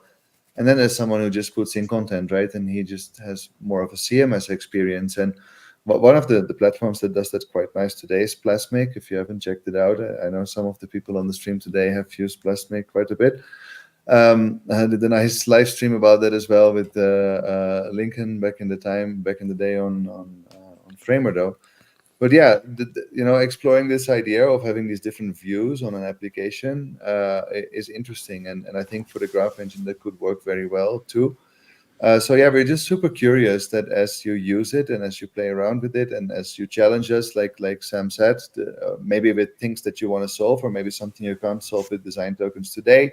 Reach out to us. We'd love to jam with you on that and bring this tool, this interface specifically. We know the tool is extremely powerful. We've built some really, really insane stuff with it. Yeah. But yeah, now we need to bring it to a point where you love using it and where it's intuitive and it makes sense. So yeah, be critical. We love feedback. No feedback is bad feedback, really. We just want to know if it works or not, and that's what we're trying to do. And we're open to contribution as well. Again, the project is open source. So, if you're keen to contribute in any way, reach out to us, and we're happy to get you up to speed as well. I think it's important for people to know too that the future vision is that when Marco, for example, perfectly defines the way to create a fluid type scale using the graph engine with the naming and everything, he could package that in a subgraph. Or as somebody in the chat has said, if you think of them as modules, it might help a little bit, like, as a module or a group of information, and then that can be called or shared or published in some way. So if I really love Yeah, the way we that will be having a marketplace, so it should be as simple as how you share a Figma community file, right? So you create a really cool graph, and you're like, okay, wow, this is amazing. This generates beautiful color scales for this specific use case, and I want to share this with the community. You should be able, and you will be able. Actually, it's already there, partly. So you can save these graphs into your projects, and you can also share those graphs in something like a marketplace. So I also see a future where people will build maybe entire design system architectures, right, or entire semantic architectures, maybe architectures that would bootstrap your design system and would have a lot of things out of the box. So I'm really looking forward to that, and we will be sharing loads of these over the coming weeks and months to inspire what you can do. Are you guys ready to answer some questions from the chat? Technical questions. Yeah, sure. Yes, I just want to do one first, kind of, because Yeah. Ivan had one question at the beginning of the stream, kind of about like the color wheel, and I tried the color wheel in the V1, and it seems to be broken, to be honest. So, that seems to be broken. In V2, it will work again. The only thing is that the default values inside of it, the color wheel, were currently wrong because they need to be between 0 and 1, and not like between 0 and 100. So that was kind of the issue. But in the V2, you can already create like the color wheel and use that. So how this works is actually you have a hue amount. This is actually the rotation of hue that you use But you're for your not color sharing, generation. You're not Marco? sharing, Marco. Man, stop me before I do stuff and like not show anything. Yeah, I thought you're gonna share any moment. No, just kick me in the butt when I don't do this. Okay, so V1 bugged. Let me show it again. Like, doesn't work. So for V1 anyone doesn't is work. new joining to the stream, there was a question earlier about one of the nodes, which was for creating colors, called the color wheel. So that's what Yeah. Marco is demoing now. Yeah, so color wheel doesn't work here. There's a bug in V1. In V2, it will work. As I said, like the values here were wrong. So the saturation thing was set to 80, and then you see like this just craps out. So let's set it to 0.8. That actually works. Then we get a list of colors that actually work, and then we can just work and say, hey, no, but like I actually just want 8 colors. And what you can do now is actually, again, put an array map in here. And But let's say so if you change the hue angle, we'll get a larger percentage of all the colors, right? If you change the hue amount, so let's say here we want a full rotation of colors, we get like more diverse colors. we got a If we say rainbow. hey, we only want 90 degrees kind of, and my starting point is 0, we will get like from red to greenish kind of. So this could be awesome for data visualization and stuff, right? Exactly, yeah. And we can do some control here, and then what we can do, I don't know if I have this here. No, it's not yet in this version. In the old version, we already have this, which is kind of like sort the colors by contrast, and then you can just like go through them, eliminate them, and like build like a dynamic, accessible, like data visualization palette. And We'll have to do a whole office hours just focusing on color when you get that working, because I feel like I this think is that will be more like days, not hours. a multiple honest. series. Multiple series of it. Color is like, it's just like, yeah, I think we can do like dailies on that. Yeah. But yeah, so this allows this kind of, but let's shoot questions. Okay, great. Question 1. Can I call a subgraph multiple times, just like I would call a function multiple times? It's exactly like that. Yeah. So a subgraph is a collection of functions that you can repeatedly use between projects, in the same graph, in different I'm gonna show graphs. it. So we just have it here.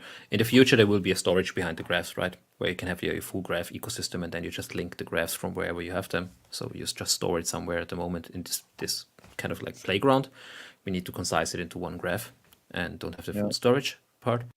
Well, But but there is something even cooler. In the future, yeah, a node can be calling an API on your own infrastructure and doing something with the data and just giving it back. So you can build your own nodes, but you could even have a node that connects, with some external logic, with some external tool, throws the data at it, gets something back, and moves on, right? So we can start thinking of systems that are connected as well. yeah. Okay, question 2. How do you export component CSS variables? Do you need style dictionary? You don't need style dictionary. So we are entering a slightly new realm of how we would look at styling of components and design systems and products. So by all means, you could use them as design tokens. So what Marco was showing earlier, the output of his graph was a set of design tokens, and that if you download that, it's just your good old JSON file with design tokens in it, and then you would have your regular style dictionary pipeline and everything. However, we also see that there is more and more need for dynamic styling, even in runtime, meaning that even after you open the browser, there might be things that affect how the UI looks. One amazing example of that is personalization, but also other things such as contextual awareness. Meaning that, like, if we have components and we put them on a surface, let's say a light surface or a dark surface, we want the button maybe to be light or dark instead, depending on the background surface. We call it contextual awareness. And those things are only possible if we can compute these kind of logic graphs on an element basis based on the context, which means we can't just have a CSS variables file. So if you want to evolve to that extent, then there's another route where we have for sake of simplicity, a styling engine that also again is closely connected with the work we're doing on Style Dictionary v4. So Jordan is doing some absolutely amazing work to bring Style Dictionary also to a very powerful front-end library, which could consume graph data in real time and apply that as in whatever format you would want. Let it be CSS variables, or we could even style components directly without ever transforming it really consciously. So there are all these different ways that we are exploring and trying to tie into different types of styling systems that there are, without being opinionated on how you build your system. So we're trying to build an engine that's agnostic, that does all the computation for you, but finally how you implement it, we want to give you a lot of flexibility. So we'll give you a couple of things like an SDK and a style dictionary pipeline out of the box, but you're not limited to do that. So I hope that answers it maybe quite in detail. Yeah. Awesome. Is there a node to save logic flow so we can reuse it again and share it with others? I think we talked about that already, but I'll let you That give will the be official answer. so the subgraph is this kind of, but in the future we want to have a marketplace even, like where people can start building kind of more like complex logics and give you just Yeah. one node that actually builds the full material maybe, right? And like you just put in some values and you just get your full material tokens out of it, or end design or whatever, right? Or maybe Leonardo is just like one node where you put everything inside and get a full palette out. So before, when Mike was talking, I was sharing, right? Like I just showed off like this, how to create a full palette quite easily. So I mean, it's not a very intelligent palette, right?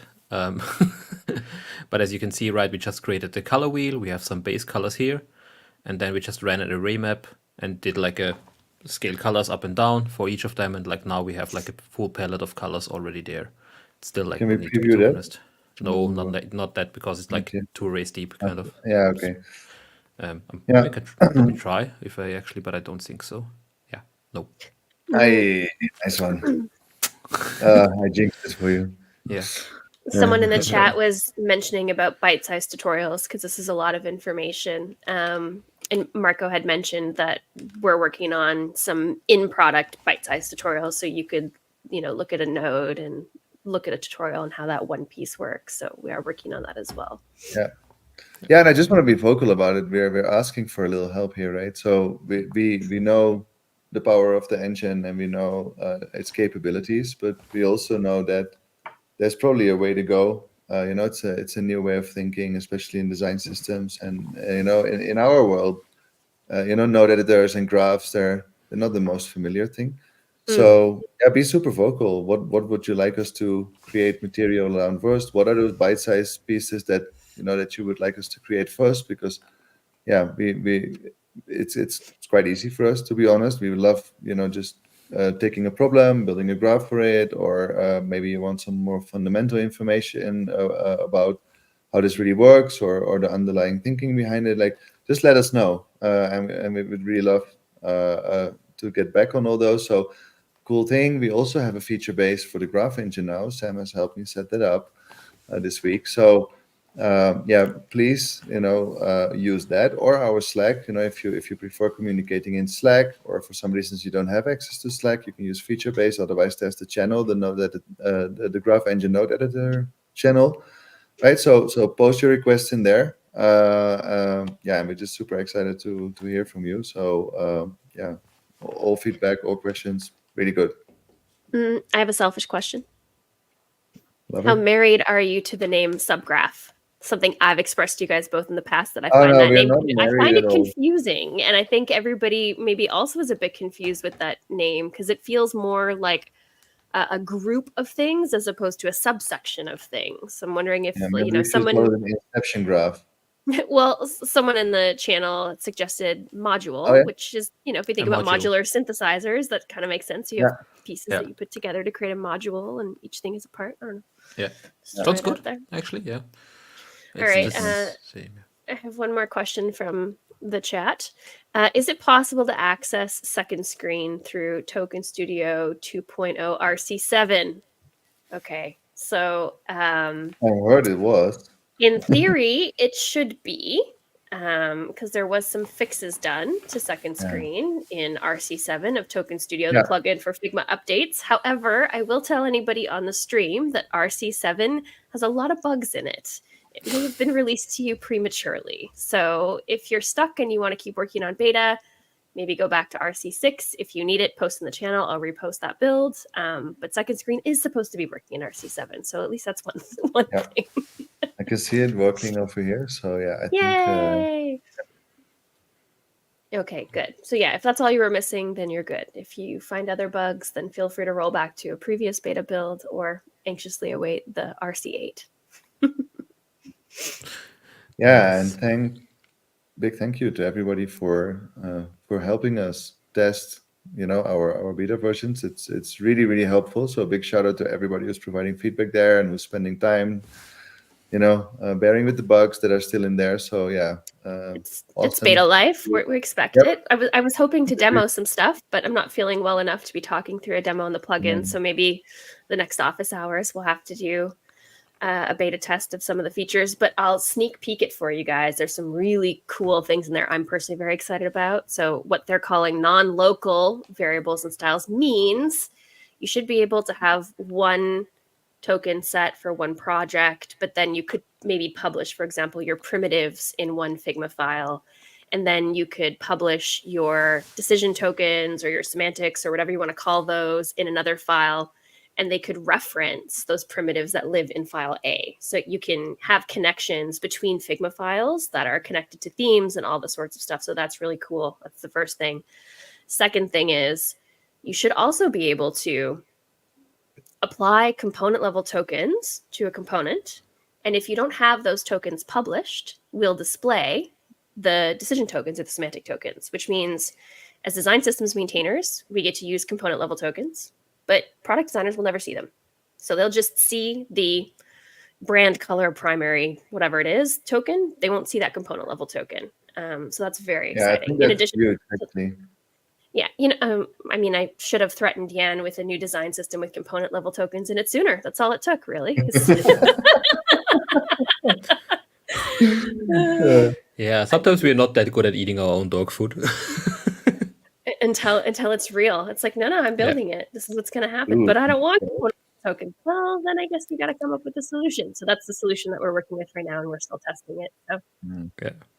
Nice. I'm just grabbing through the list in the chat here because there's some new ones.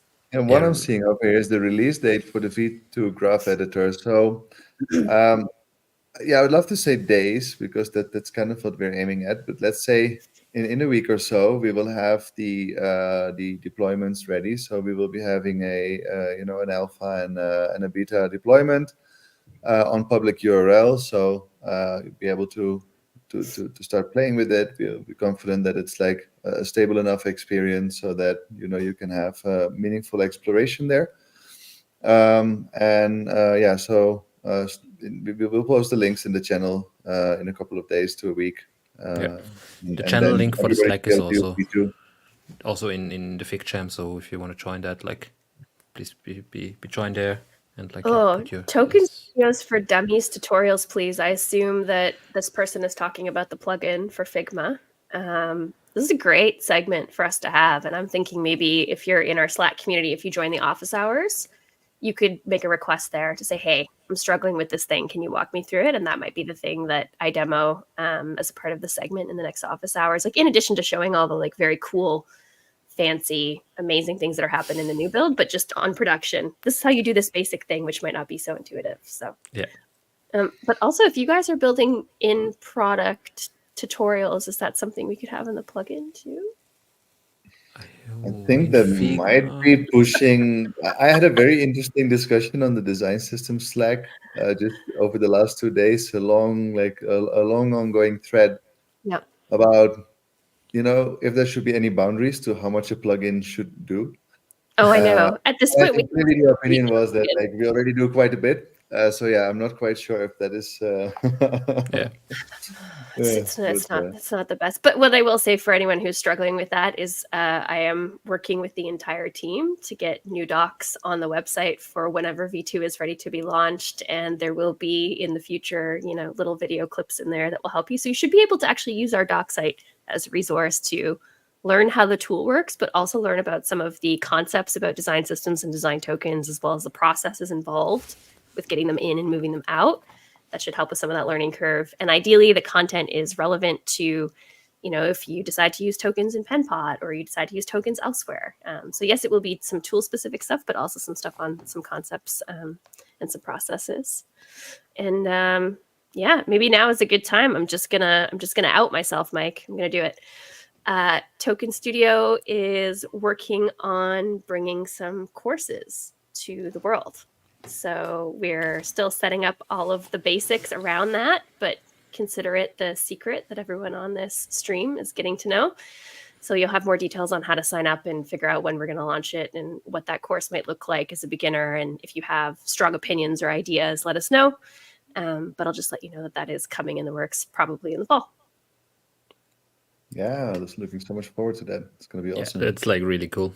Like I think like a lot of people really like kind of like would benefit of like some kind of like design system, really focused learning material or learning course, kind of like course like really long stretched academy style. I think that like might help.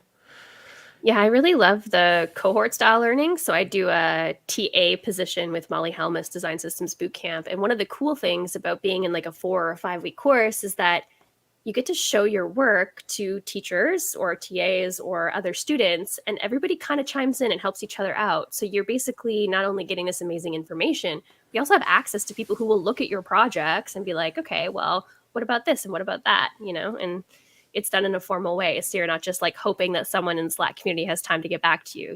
It's like something that's dedicated and, we can all keep it accountable. So I think that's really cool. It's nice to build some community around you as well, right? While you're doing your course and have people you can bounce ideas with. So I think that's really cool. Yeah. Good place to meet some design systems friends too, that you might not have known were working on something similar, Awesome. Chris had a question about like, can we do Western and Eastern sessions for time zones? So what time would that be? Kind of like what would fit for a more Eastern time zone? Yeah, what would be a good time for a stream for people from all over the world to be convenient for everyone?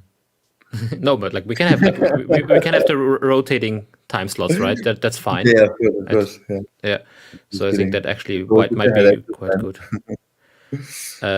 I just like wonder which time would be good for the Eastern time zone to work on the live stream.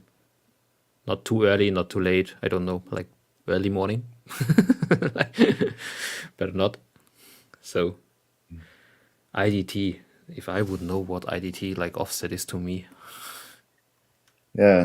Mike is IST, not IDT. Yeah, Maybe it's just a typo. I think you're familiar with that. Oh no, that is an IDT. Yeah, IDT. Oh man, I'm also. No, I think like that was a typo, right? How has nobody come up with a solution yet for the calendar Jenga? Like every person on the planet I know who works async across multiple countries does this calendar Jenga game every day, and there's still not a good solution for it. Yeah, but like, how is he offset by 30 minutes? Exactly. Okay, but also in No, Canada, he's going with my time zone. Yeah. no, but also in Canada, we have one province in Canada that is also in the half-hour offset time zone. Oh really? I thought it was just here. Newfoundland and Labrador is also a half-hour out. Yeah, it's like they Why? couldn't choose which side they wanted to be on. Let's get rid of daylight savings and this like half-hour offset thing. I'm here for it. Yeah. Exactly. So that would be IST 9:30. IST? Isn't that quite late, Chris? Or like that, or is like, am I getting, or is it morning? No, it's his 4:30 p.m. is what he's saying. His And 4:30. 9:30 a.m. I think he's referring to IST. Oh no, IDT. Okay, I was getting confused. I'm like completely IST, confused exactly. now. Maybe No, we'll so have to put now I'm good. Now I'm good. It's your 6 a.m. Marco. It's the slot that we use for the That's jam session. okay. Okay, the champs. Marco is a real Champs. early bird, so I always get to enjoy Marco first thing in the morning because nobody else is awake in Europe except for Marco. So Yeah. that's always a blessing. Yeah. 6 a.m. is my wake up time latest. Normally it's a bit before that even. So yeah. Early bird. Yeah, we can do a 6.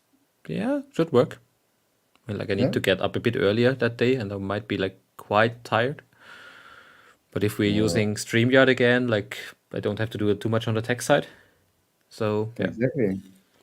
Yep. There we go. So last question to our audience: was the stream quality good? Did you enjoy that? Like any suggestions? Audio was good.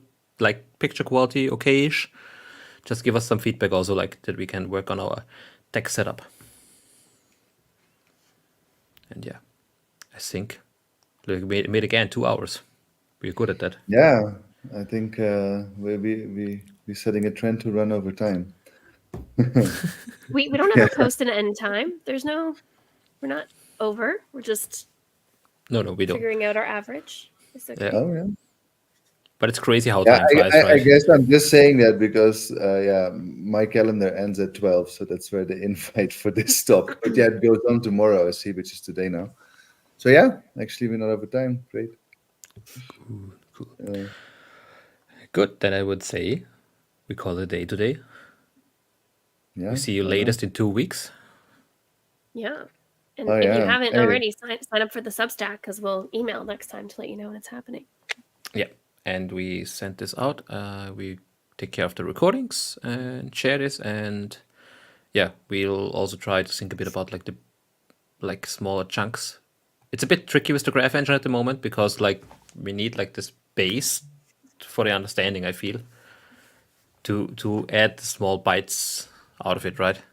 I think if first needs like a bit of the onboarding, and then like you can just like send the chunks, but maybe just send little chunks of like, hey, this is how a color wheel works. Yeah, I think that would already help, to be honest, to just have a little bit of an explainer around nodes and smaller concepts. Let's start working on that. Then we do a 1 day full live stream and then just cut out the piece and bits of everything. Well, if Why you're recapping all the good things at the beginning of every intro, then I'm sure we could use some sort of awesome AI tool to like take those snips and combine it Yeah. to a script of some kind.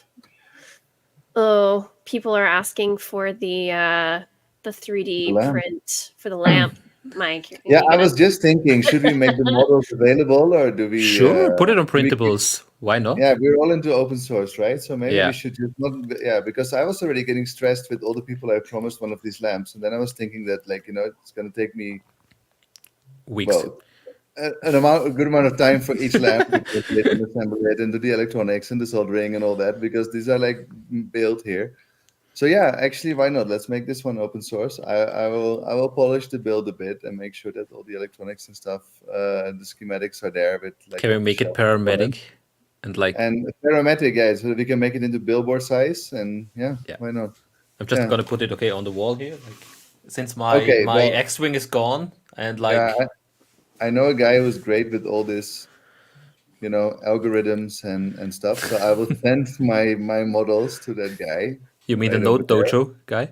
Yeah, no, his name's Marco. Ooh, Yeah. So let's Node see. Dojo. So you're the graph engine wizard, and now we have a Node Dojo. I'm seeing a trend Yeah. here. Do you know like the Node Dojo was the Yeah, one but from you know what? I Mike's was working on talk? Marco because that's actually Yeah. what I thought was cooler. Because since we already spoiled that we have something like a play button and something in our graph happening that happens real time and all that. So something that I was playing around with was actually controlling these RGBs and inside the logo, right? So to be able Yeah. to like do some stuff on that. Because I thought, yeah, nice exploration. I told you connect the the idea I dots, have, right? and I really want is I want a WebSocket connection. Then, like for the people that did some stream, so I went deep into the streaming rabbit hole of like how to do this. And there's like an application. It's called BitFocus Companion, which works with your Stream Deck and lets you build like kind of macros on your keys that actually are connected to different WebSockets, and you can connect this to OBS and other tools and everything. It's like really cool. You can control hardware devices with it. You can control your Zoom call and everything with it. Why not have a WebSocket connection to the Graph Engine that dynamically populates our Stream Deck with the actions that you currently have available for that thing? Yeah, that'd be nice. Like- Yep. Does that mean that I could use the graph engine to control my Philips Hue smart bulbs? They call the That colors? yes, but what I would like really like what I was more talking about is like not like using the Graph Engine to execute stuff. That's quite easy because it's just running the Graph Engine to get an output. But now really like having it as a like keyboard shortcut thing. So for example, currently we're building stuff in. Let me just shortly present again to show you what I'm talking about. People in the Yeah. chat asking about 3D printers. Google in your area if your libraries have a makerspace. A lot of major cities actually do have a makerspace. But he wants to which is pretty buy cool. Always one. becomes water cooler. I like that. And maybe I mean, we if should you label need- it as a water cooler because we've probably not done like expect out of an office hours. But I mean, if you need an exclusive 3D printer, we can give you several. But if you don't want to buy a 3D printer, I'm saying check out makerspaces in your area. Most libraries now have one. oh yeah, and otherwise, just upload them on PCBWay or something. There's these companies in China. They deliver all across the globe in a couple of days, and you can send your 3D printing there, and they print your circuit boards, and But you they're probably get a good feedback. expensive. Normally, like there's a lot of these printing things now, like locally also. I think in Vienna. Ah, alone, locally there's, as like- well. Yeah, sure. Yeah. So Okay. So just a feature I wanted to show off. Like we also working on this little quality of life things that, for example, I find in my daily work with the Graph Engine kind of like using. So what I just did, I defined some viewports, and now I can just like have my quick connect to these viewports and just jump there. And I think this is still a work in progress because we're working on it. But like, yeah, this kind of like brings me to these predefined things. And by that, you can have like, just like if the graphs get bigger, you can just have your viewports that are saved to a specific view and just jump there. Maybe in the future, they you even can extend just save a through hotkey, graphs. right, for the area. Yeah. So let's imagine you're working in your system, you have your graphs on your Stream Deck, you pressed one, and then you have your viewports, and you just select one, and you can really go through different graphs and load them. Yeah, sorry, I'm like spinning up stuff again, but like, So anyone That's- who's ever been lost in a massive Figma file and they're like, where the hell is that thing I'm looking for? You're solving for that problem is what you're saying, but in the graph engine. And you would do this, what you're saying is on a Stream Deck, you would have like a location or whatever. yeah, could be, Yeah, be able to jump idea. around through your graph. Yeah. yeah. Very cool. But like same that I would love in Figma, right? To just say, hey, like I press Command 1 and like this is stored. So what we actually like, what I was thinking about, so maybe also a question to the audience. Could you work with long press keyboard shortcuts? So this is something that, for example, I have in BitFocus Companion. Like there's duration actions. So if I press a button for like 500 milliseconds, it does a different action than if I short press it. So my idea was like to not use Command 1, which could be used by Arc, for example, and we're using Arc as like thing, right? why not use a long press action? People don't use this too much, but like if you long press a 1, it just stores your viewport, and if you press it again, it go back to your viewport. Oof, that's a tough mental model to break because there's like hazards when you do that the wrong way in other tools. So it's But hard how to, often do you like long press a 1? well, no, you don't, because then it would create like a repeat, and then you have to do so many whatevers to get rid of it. So it's just like it's a stressful thing to do. You know, what we really need is just a dedicated keyboard for this thing, and then I have no problem. Like, oh, I'm doing it on this special fancy physical Stream Deck. thing. One of these here.